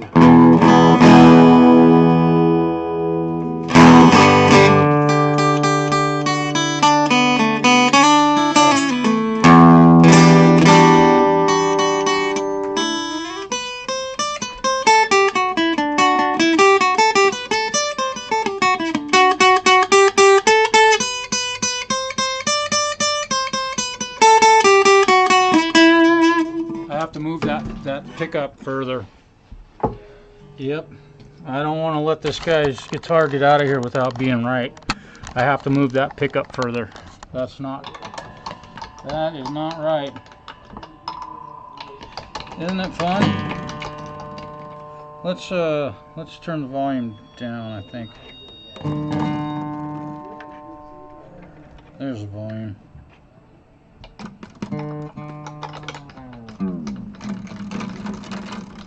Look at you go, looking it up. Yeah, hang on just a second. Right on, man. Almost there. No worries, I have to move your pickup a little bit. The rope isn't filling up the saddle slots. Did you ever notice that this treble, this high E string was a little bit quiet? Yeah. Okay. Yeah. Okay. I had to ask. Because when I got this, when I pulled the string action is perfect now. By the way, it's exactly what I was hoping for. But Right on. for some reason, man, this pickup is I gotta be really careful here. These things like to break. Is that what that is? The pickup. All Yeah. right. Cool. I was wondering. That's exactly what that is. You want to be really, really careful with these because I keep telling people these will break if you look at them, and I ain't kidding. No kidding, huh? They expensive? If you look at them, they break. Are they expensive? No, I got extra ones here, but if you're at a gig and you look at one, they'll break. Gotcha. I'm hoping that this will liven up that. It seems like that treble E string, that's about as far over as I can get it. And there's a little bit I could probably cut off, but I'm not going to do that yet. Like I said, I'd be happy to leave it with you, but I gotta have it. Yeah. Yep, that's all right. You know how messed up it is when you actually have, two guitars and you can, give and take one, no problem. But as soon as you let go of the only one that you have, the first thing you want to do is pick it up and play it. Yep. Yep, I got you. Hang on a second. Why did oh shit, I don't have it now. Now I want to play it.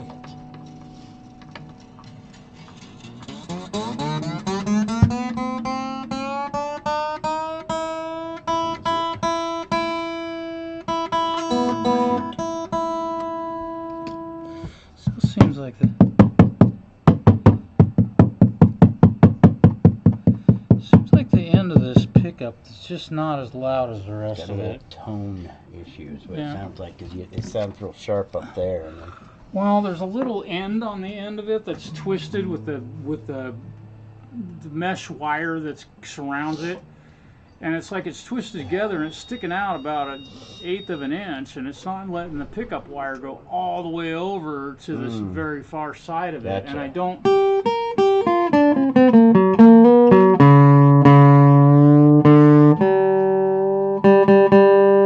so these ain't been stretched out or anything. I could probably use some stretching on them. What's that? I said, so these haven't been stretched out or anything. I could probably use to stretch them a bit tomorrow. Dude, I didn't even put the strings on this thing. Oh, okay, that's what I figured. I didn't get to- yeah, I got you. No forget worries.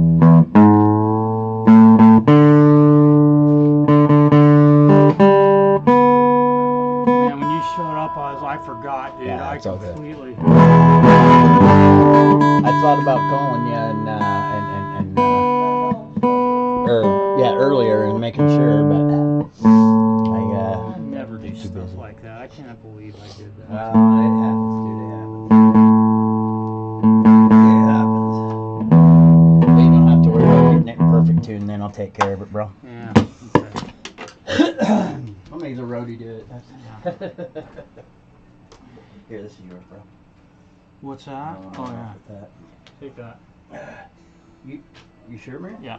Dude. I didn't do what I told you I'd do. Hey, I appreciate you, All right. man. Yeah. Appreciate you very much. You might want to bring that back in because we might want to look at that pickup if you have an opportunity.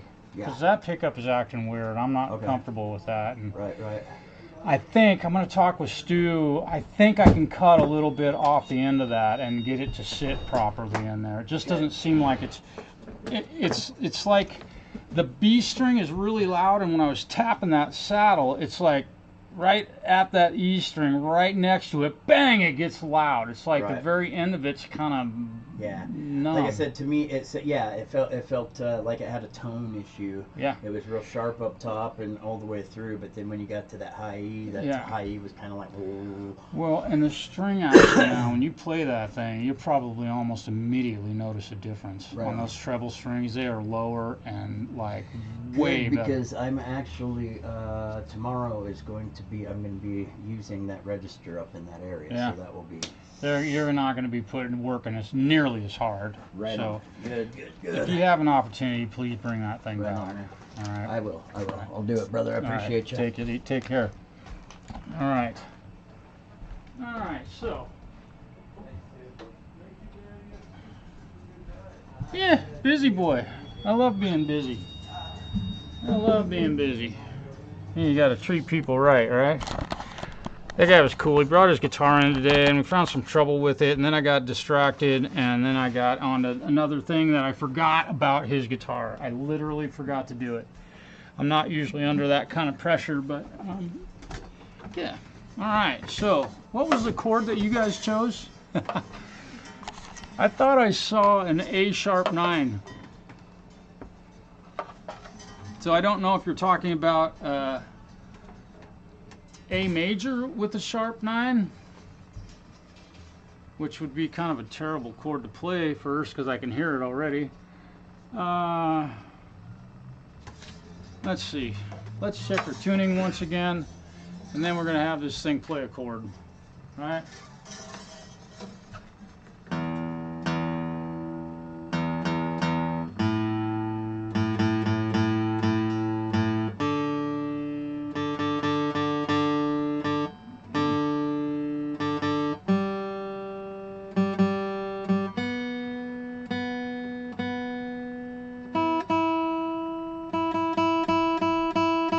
Alright, what chord are we playing first?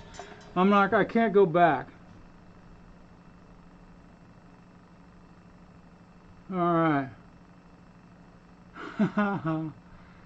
Alright, here we go.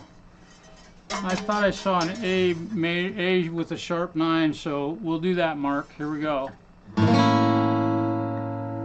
Wow. That's a great chord. Good call there, buddy.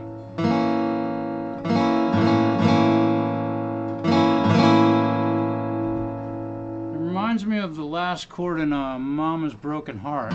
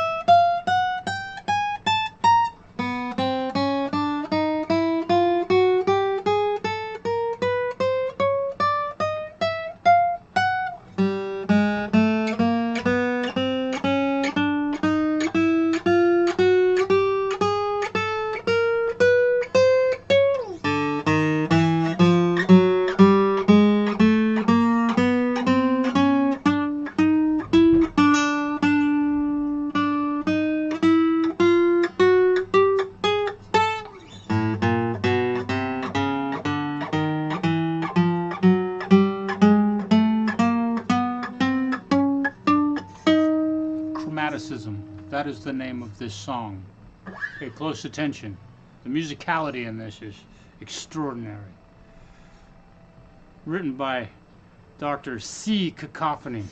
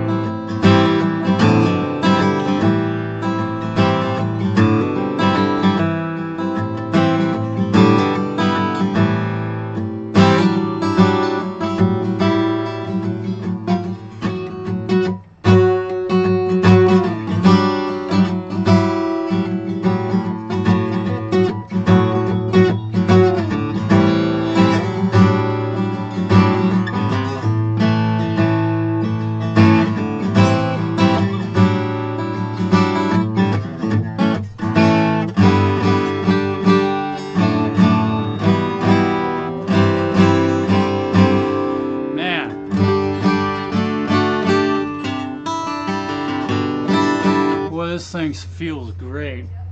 And again, you know, less than a week ago, the neck was busted on this thing. And I haven't had an opportunity to play it at all. It was busted, the top was broken right here, it was all splintered out. And if you have social media, you can look at pictures of that. And this corner was all busted out, or it had a big old ding in it. No, it don't. And this neck feels fantastic. You can't even tell anything was done. I mean, literally can't tell. And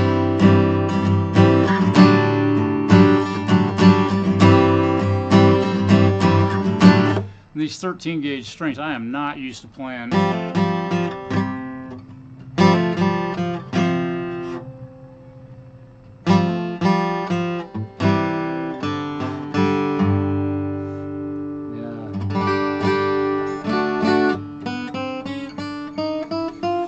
Cutting a proper nut, one of the cool things about it is that you can get the first fret action and the intonation at the first fret oftentimes much closer than you would from a guitar that you bought from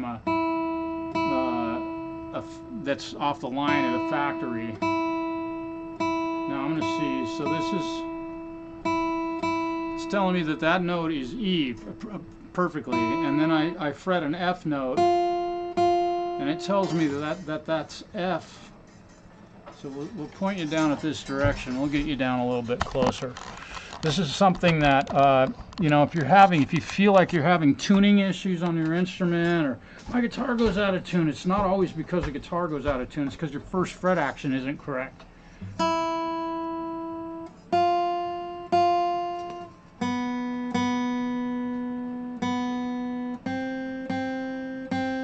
See, it's wanting to lean a little bit sharp. But as you get down into the lower register strings,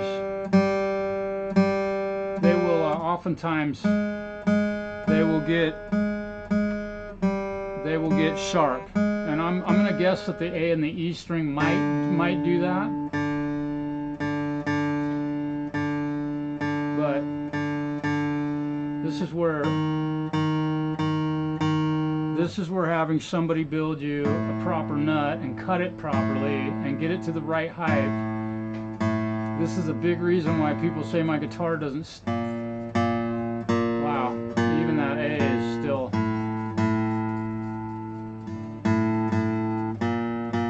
Now, there we go.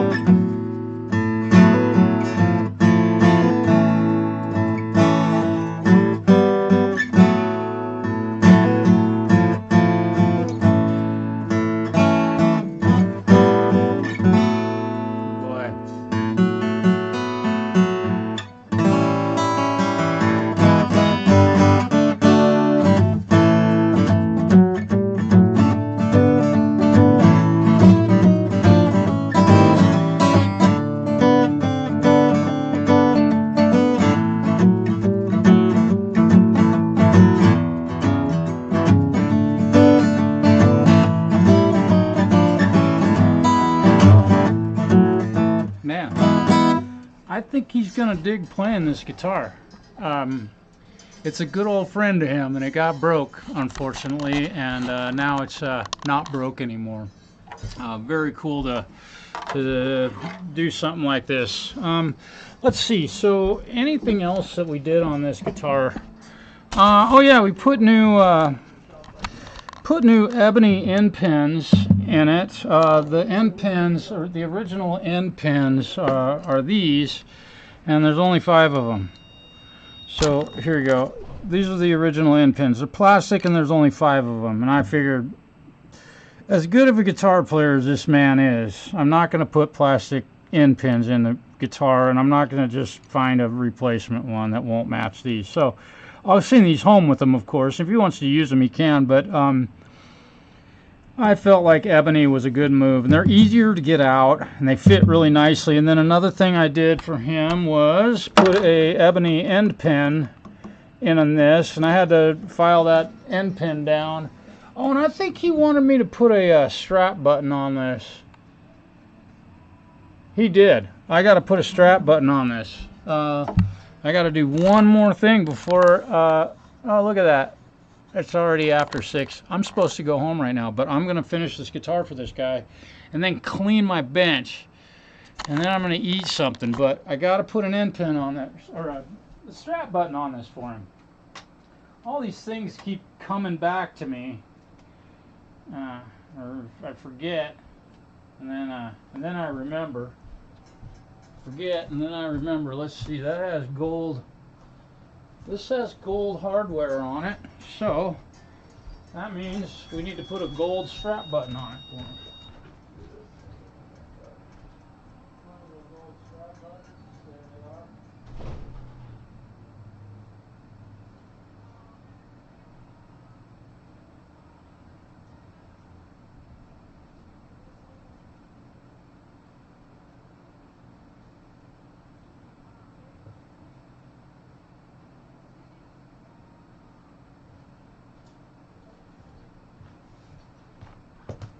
All right, so we got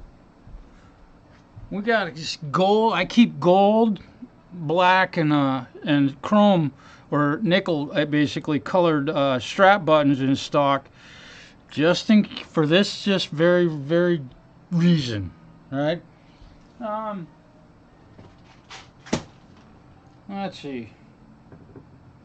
Where did my is that them? Nope. Okay. Man, no. Okay. Where'd they go? I found them. I found them. Now, I'll tell you what. These right here are the most priceless items on earth.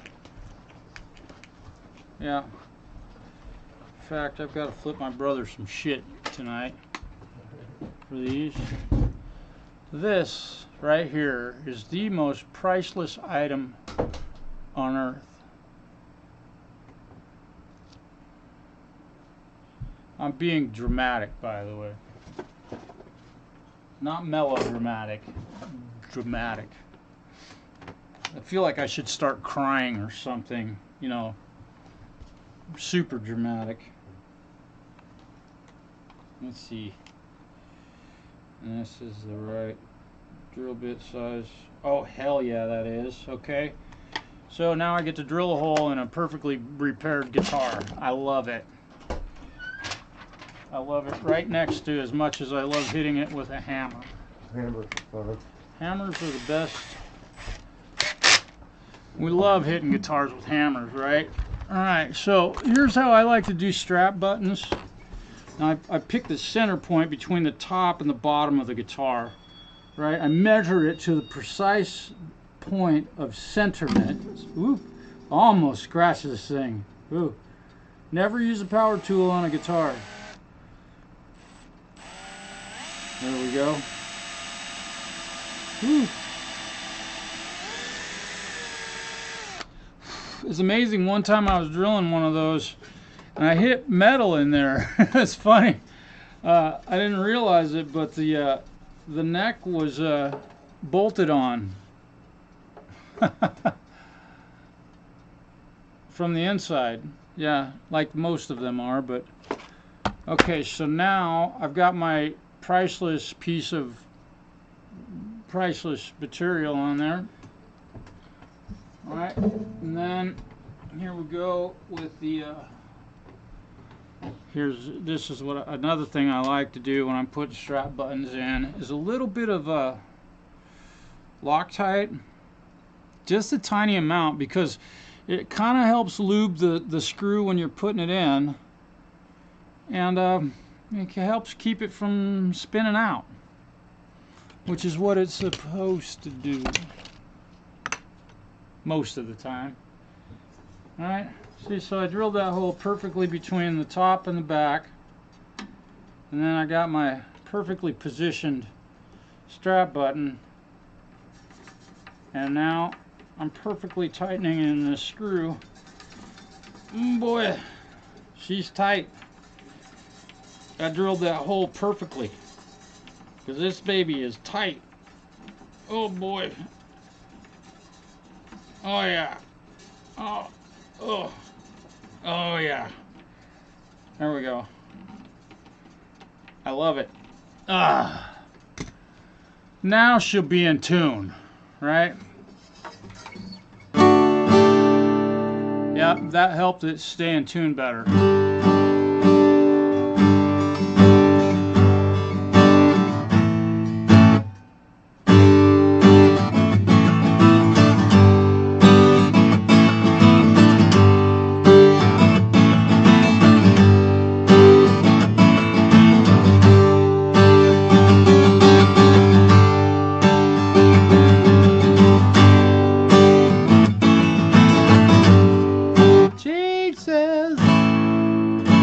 Have you seen my wiggle around? Right?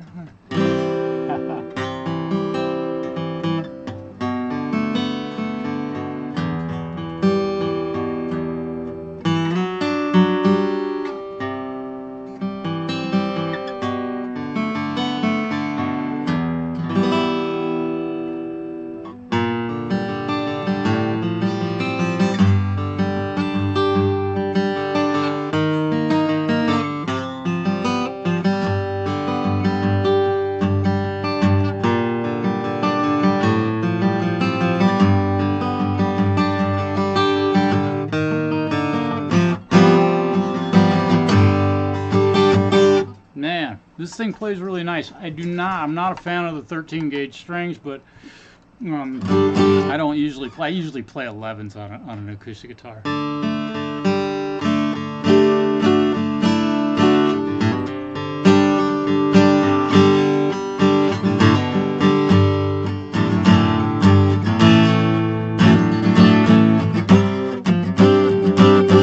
So the first chord that played on this guitar after it was put together was an A9, A sharp 9, flat 9, A sharp 9. There we go. I don't know if it was an A flat 9. Anyway, something like that.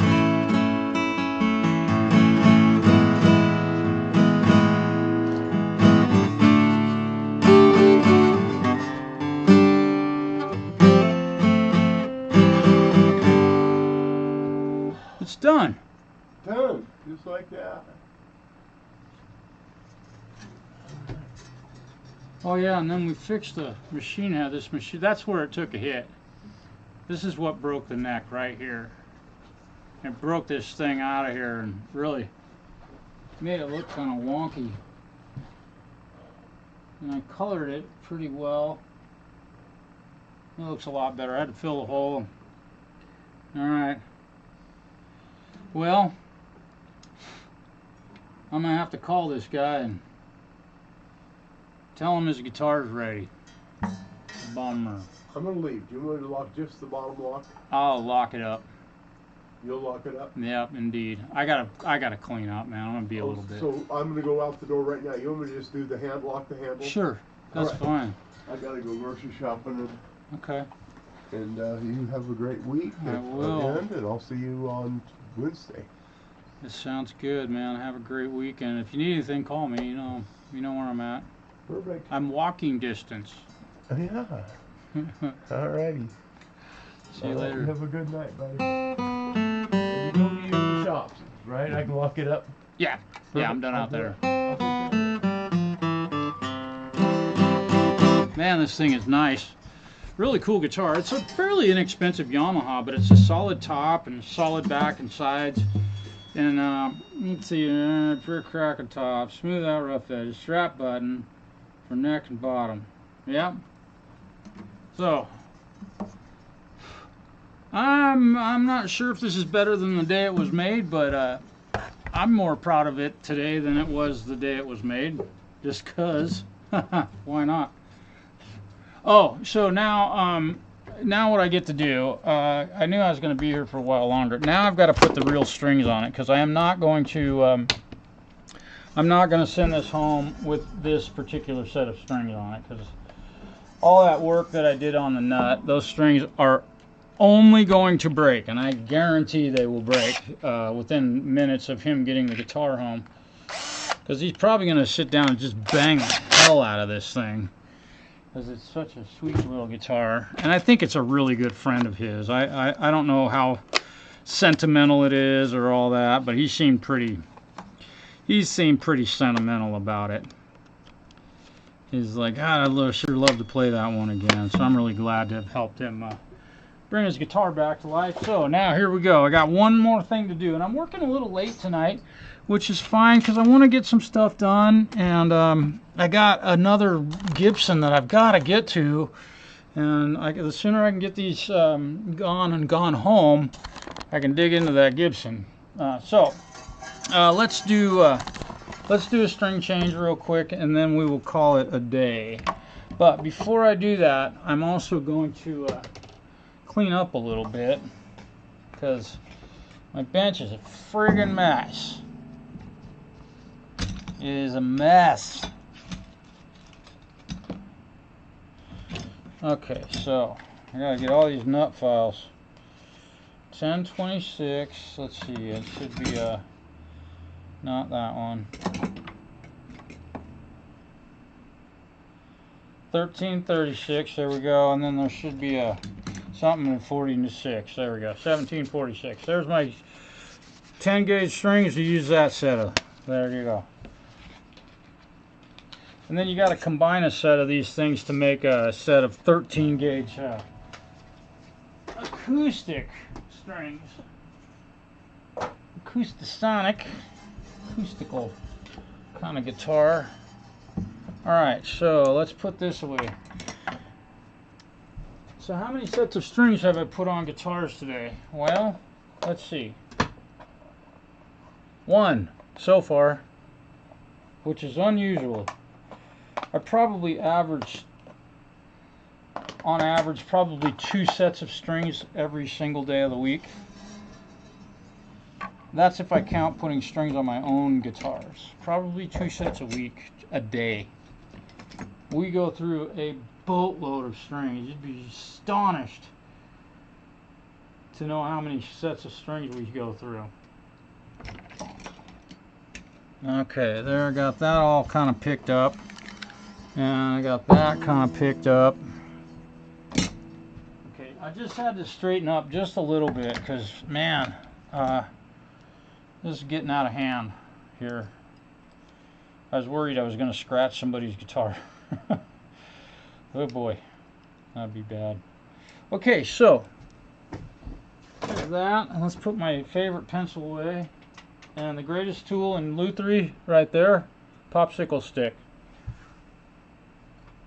You could fix anything with a popsicle stick. Okay, let's get that put away. Get the tape out of here. Go Fast juice. You need some of that if you're using CA glue. And actually, that stuff is actually this stuff. This is what I use, and I used an old little squirt bottle. Bob Smith Industries, BSI, Instaset. Works great. There you go. and I get that at the Hobby Habit, downtown LeGrand.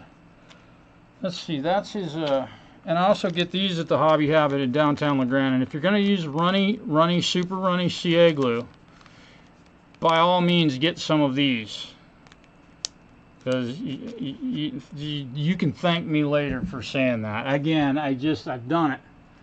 And man, that shit will go anywhere you don't want it. Everywhere you don't want it. Okay, so that's that. And the sandpaper. I use a lot of sandpaper on this bad boy. Okay, so we're going to pull these strings off. I'm going to go grab a set of... We'll decide here. What do we want?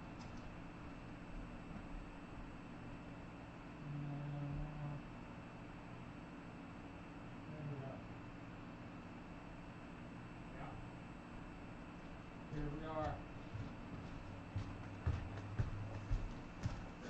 are.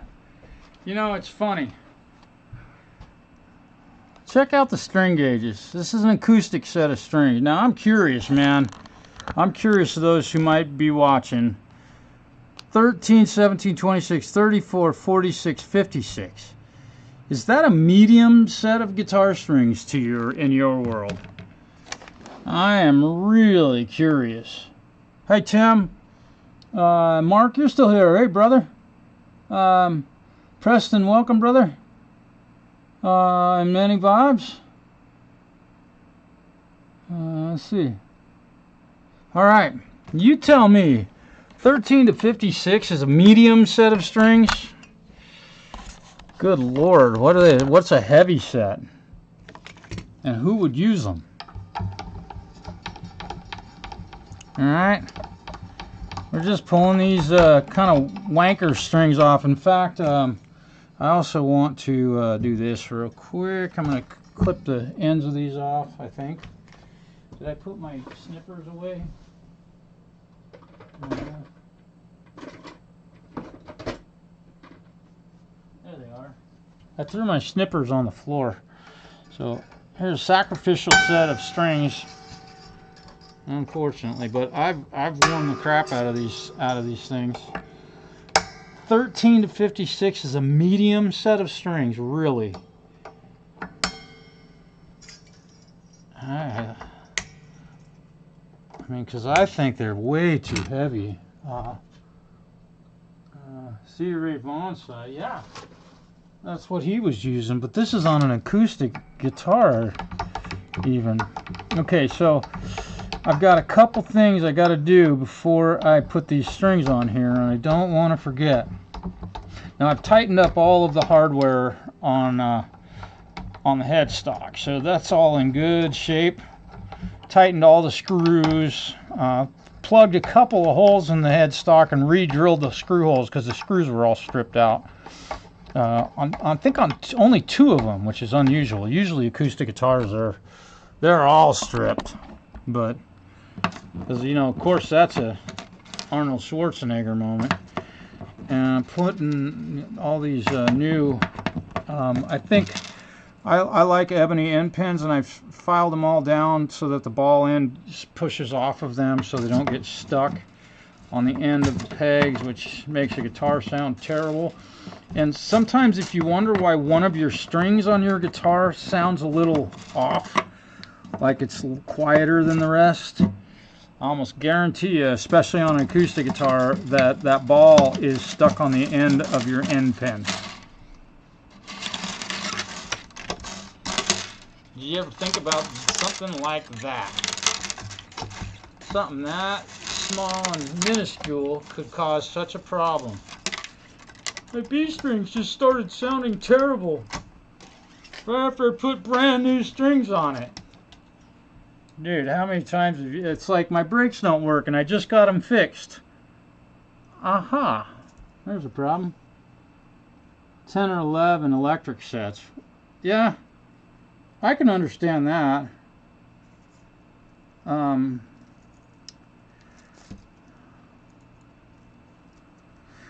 Yeah, 13s, I'd call them heavy strings. I don't think they're medium strings, but that's just little old me. And believe me, I'm little. Look at that.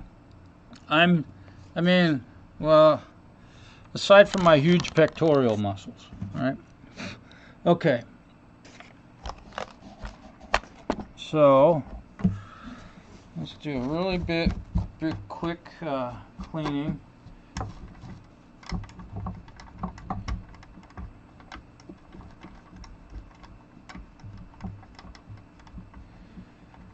I gotta work late today. I usually don't work too late, but let's take a look at that.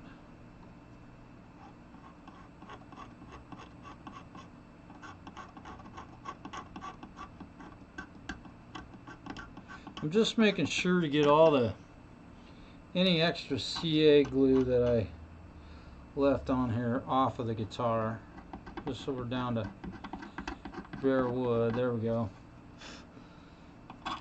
Got the binding all set up for him, so now that's not gonna pop off at a gig.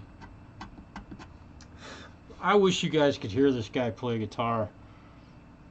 And if he comes in to get his guitar while I'm here, I'm gonna try and get him live. Play live. He is a monster. Amazing.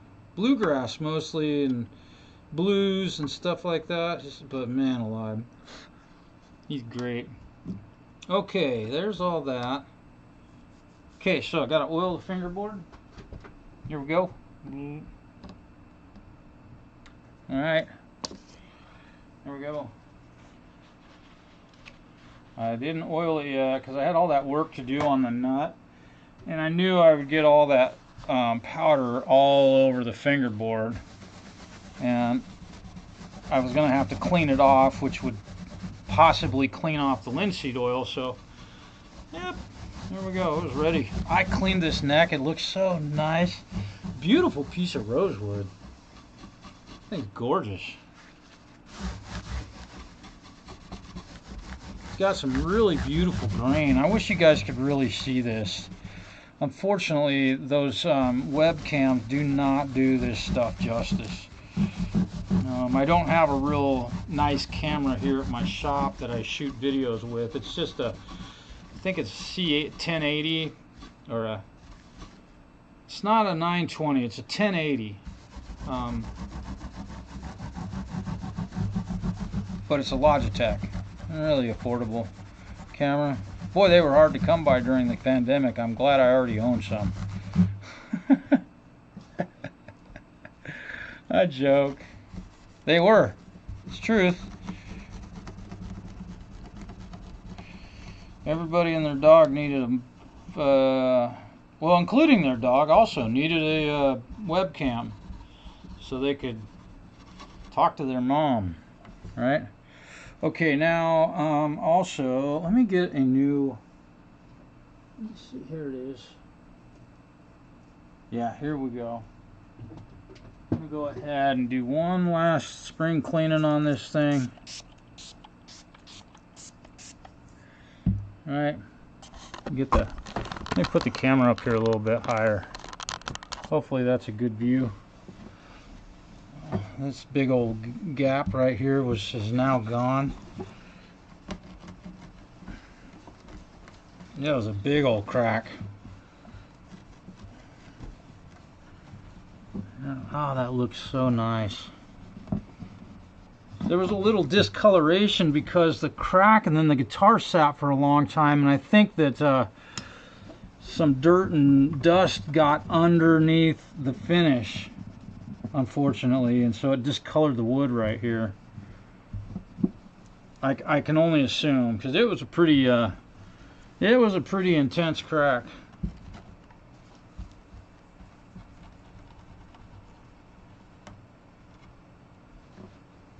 Pretty big one. There we go. Boy, that neck's just soaking up the oil. Alright. Here we go. Now we'll clean this. I have to clean the sides too before I put strings on it. I know, y'all watching somebody clean a guitar. Isn't this fun? Isn't it exciting and educational? this is how you do it if you never knew how to do it. It's kind of how you clean a guitar. Now this thing's got it probably would not be a bad. Oh, this thing's got smoke damage. That's what it is. Because it's probably lived in a house with a fireplace. That's my guess.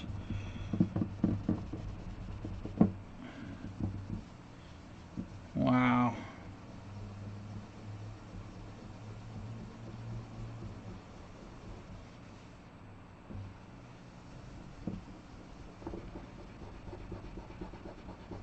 Yeah, it's definitely got some smoke damage on it. And I probably should leave that because I think Daryl would call that patina. He doesn't smoke. He does not smoke. Just to be very clear, I don't think he smokes anything, but definitely not cigarettes.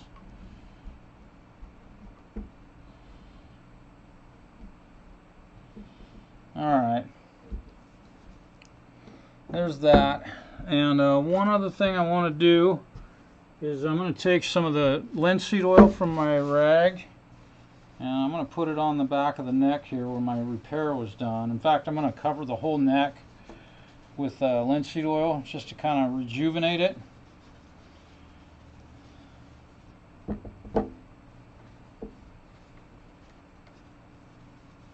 There are a couple of bare wood spots here, and I need to know if he wants me to fill those. I'm not sure. But I did, you know, I'll show you this repair a little bit more up close, and you can kind of see that I definitely took some time to use some color to try and make the repair not be so obvious, and you can see that the color is coming off on my rag when I wipe it down, because there is some bare wood here and some of the finish has also gotten on top of the actual finish that didn't come off when I sanded it down. There's one little divot right there that I would love to go away, but such is life. So, and you might think that putting linseed oil on a fingerboard, well, that'll make it all sticky. Not tomorrow morning, it won't. This stuff will be as hard as a rock. It dries and hardens, and it's great. Now, what he might do, and I don't know, but he might want to take some like 600 grit and just kind of scuff the finished surface of this up and make it more of a satin type finish on this.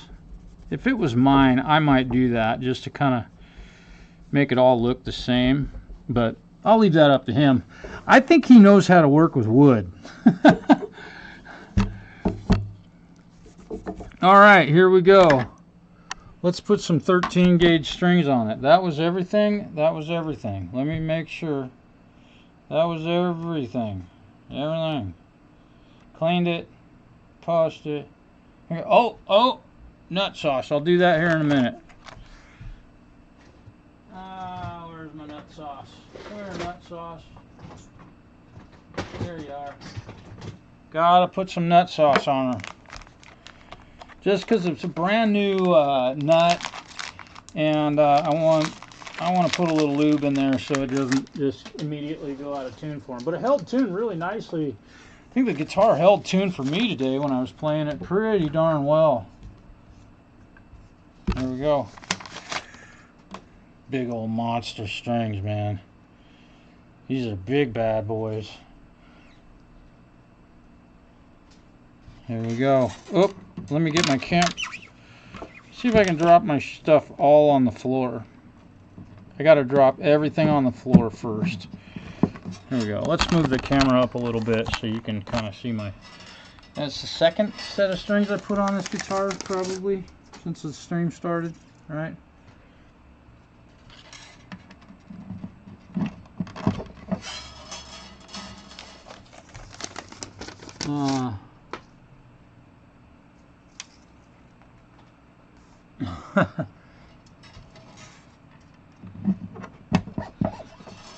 And I hope everybody's having as good of a Friday as I am. It's been a really great day today.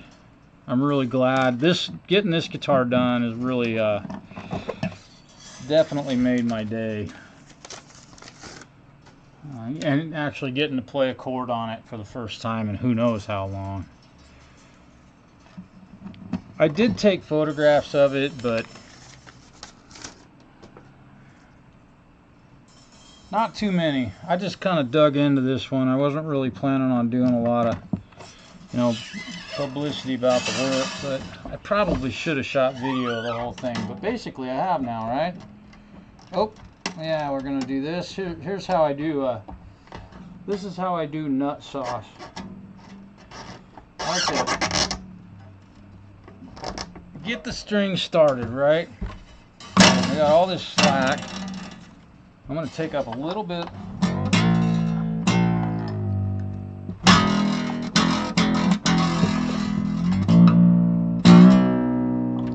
Alright.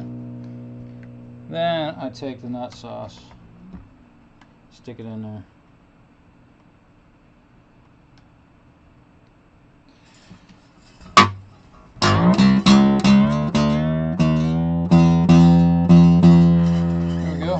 That's how I do nut sauce, because it helps to when you're putting the string in there. Oops, you probably couldn't see that. When you're putting the string in there, you don't want to pull it all out of the slot by winding the string up in there and not being able to and not have it spread evenly through the slot. So let me get you up in here in the business. My camera guy once again was sleeping on the job. He drinks too much. So here we go. I think you can see the, so here we go. So just get it kind of taut, and then put a little bit in here. Doesn't take much. This stuff is awesome for tuning stability.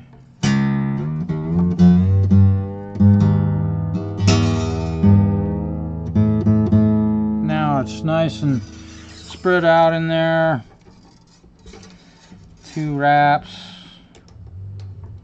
String changing technique 101. Is everybody having a good Friday? Or Saturday?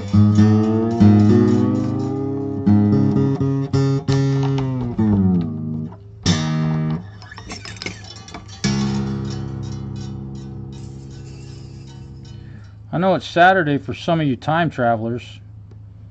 I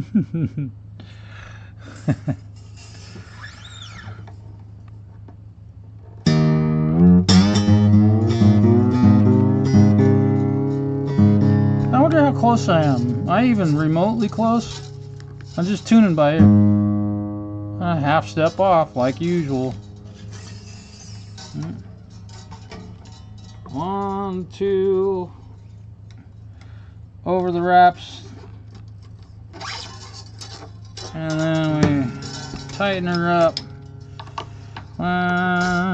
Here we go. There we go. Put a little dot in there.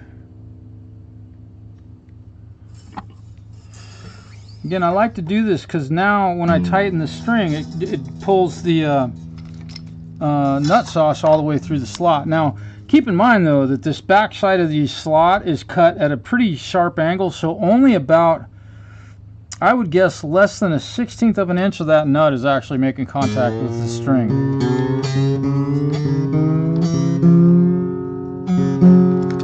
Probably less than that even. Alright, and then 1, 2, 3.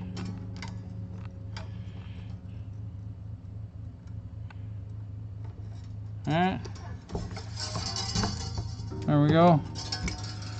Look at how tidy those strings look. Isn't that cool? I love it. Okay, put a little shot of nut sauce.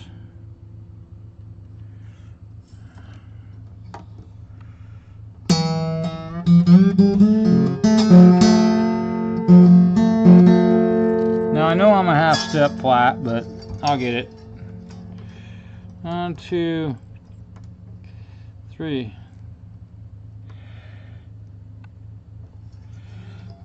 There we go.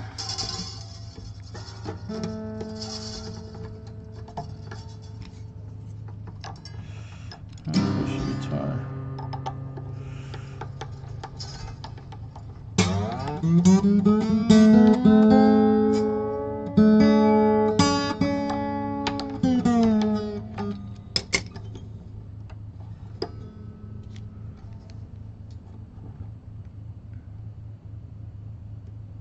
Little shot of nut sauce. There we go.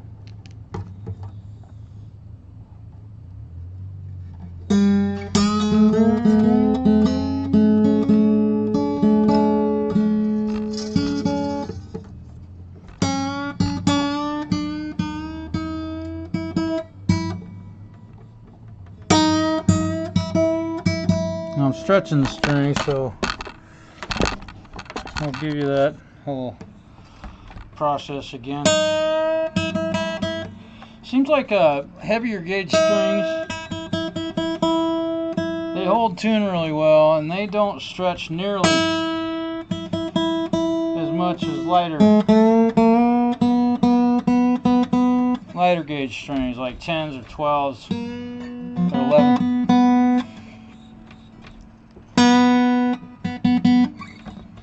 So for that,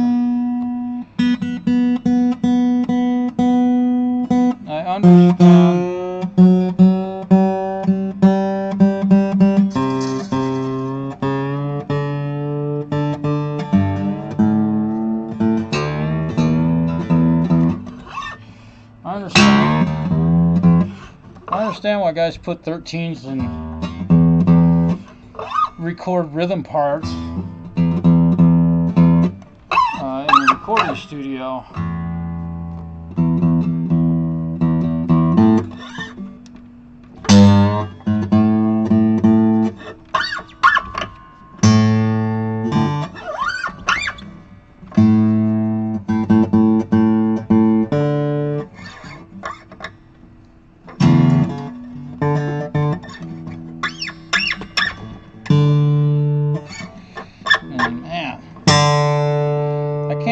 Make that D string stretch at all.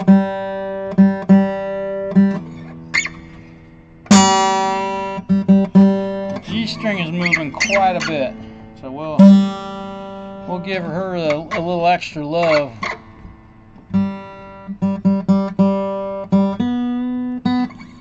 Seems like the B string was stretching a lot too.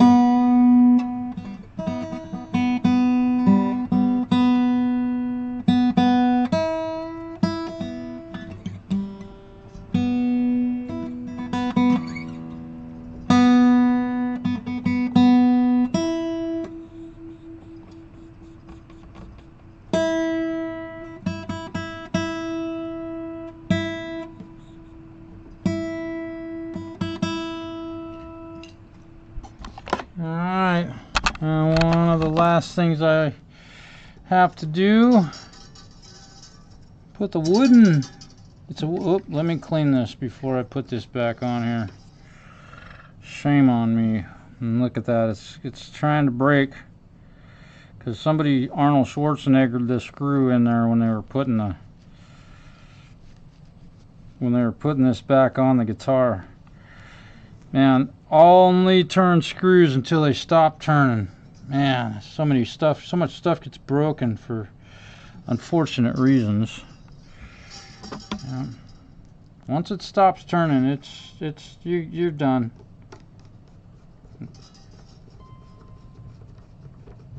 Okay, just dip. That's it. Interesting. Yep. There we go.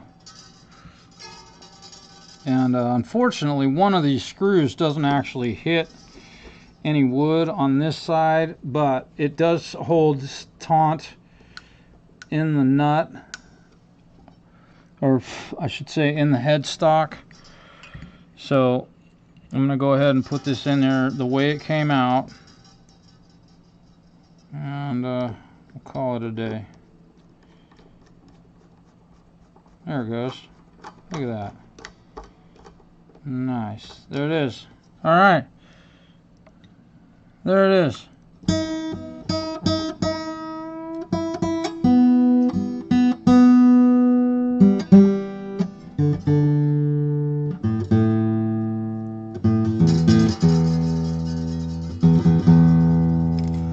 Here we go.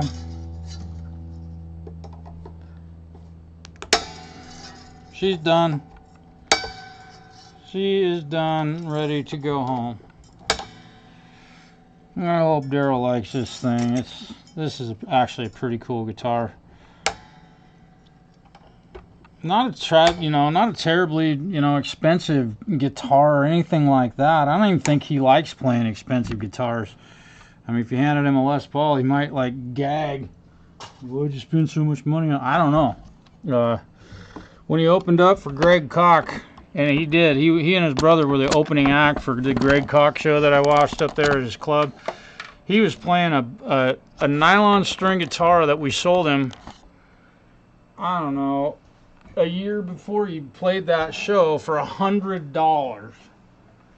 It was just a cheap ass nylon string guitar, and he just went out there and played it like it was Trigger.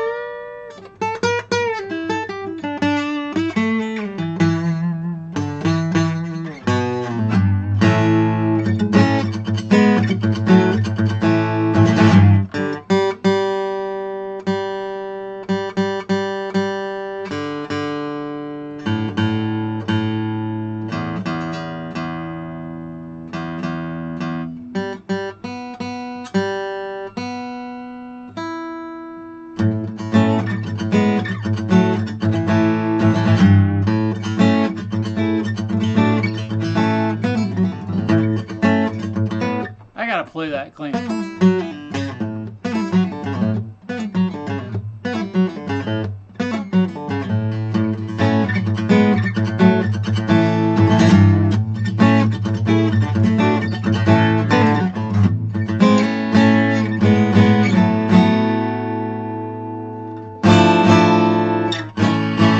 All right, guys. I know there's probably some really fun.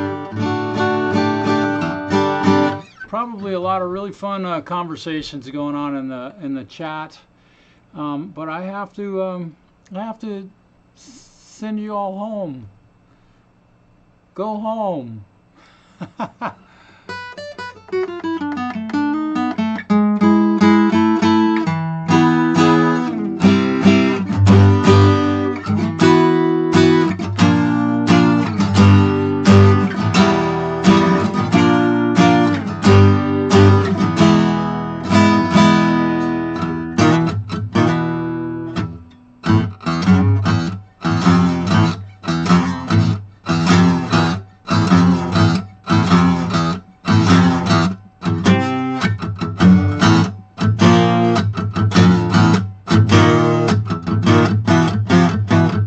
Something like that. Oh, Charlie, yeah, and you got to walk uphill both ways, right?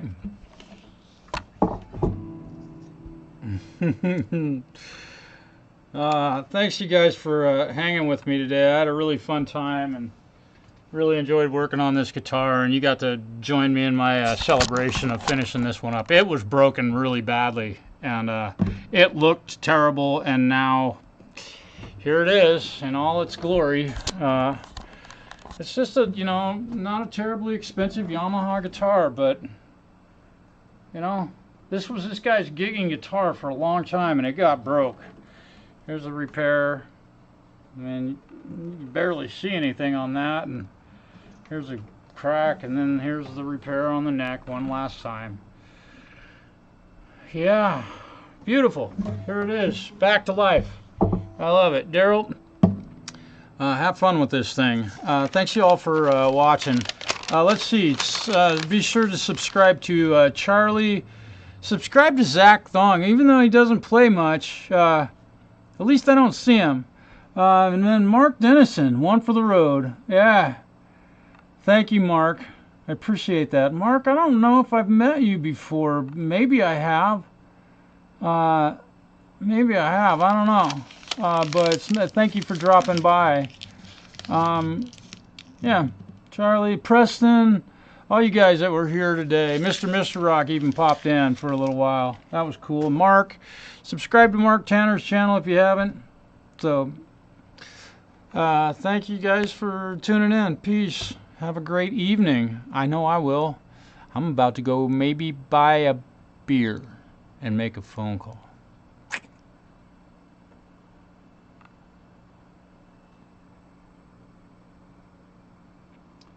You too, Zach. Peace, brother.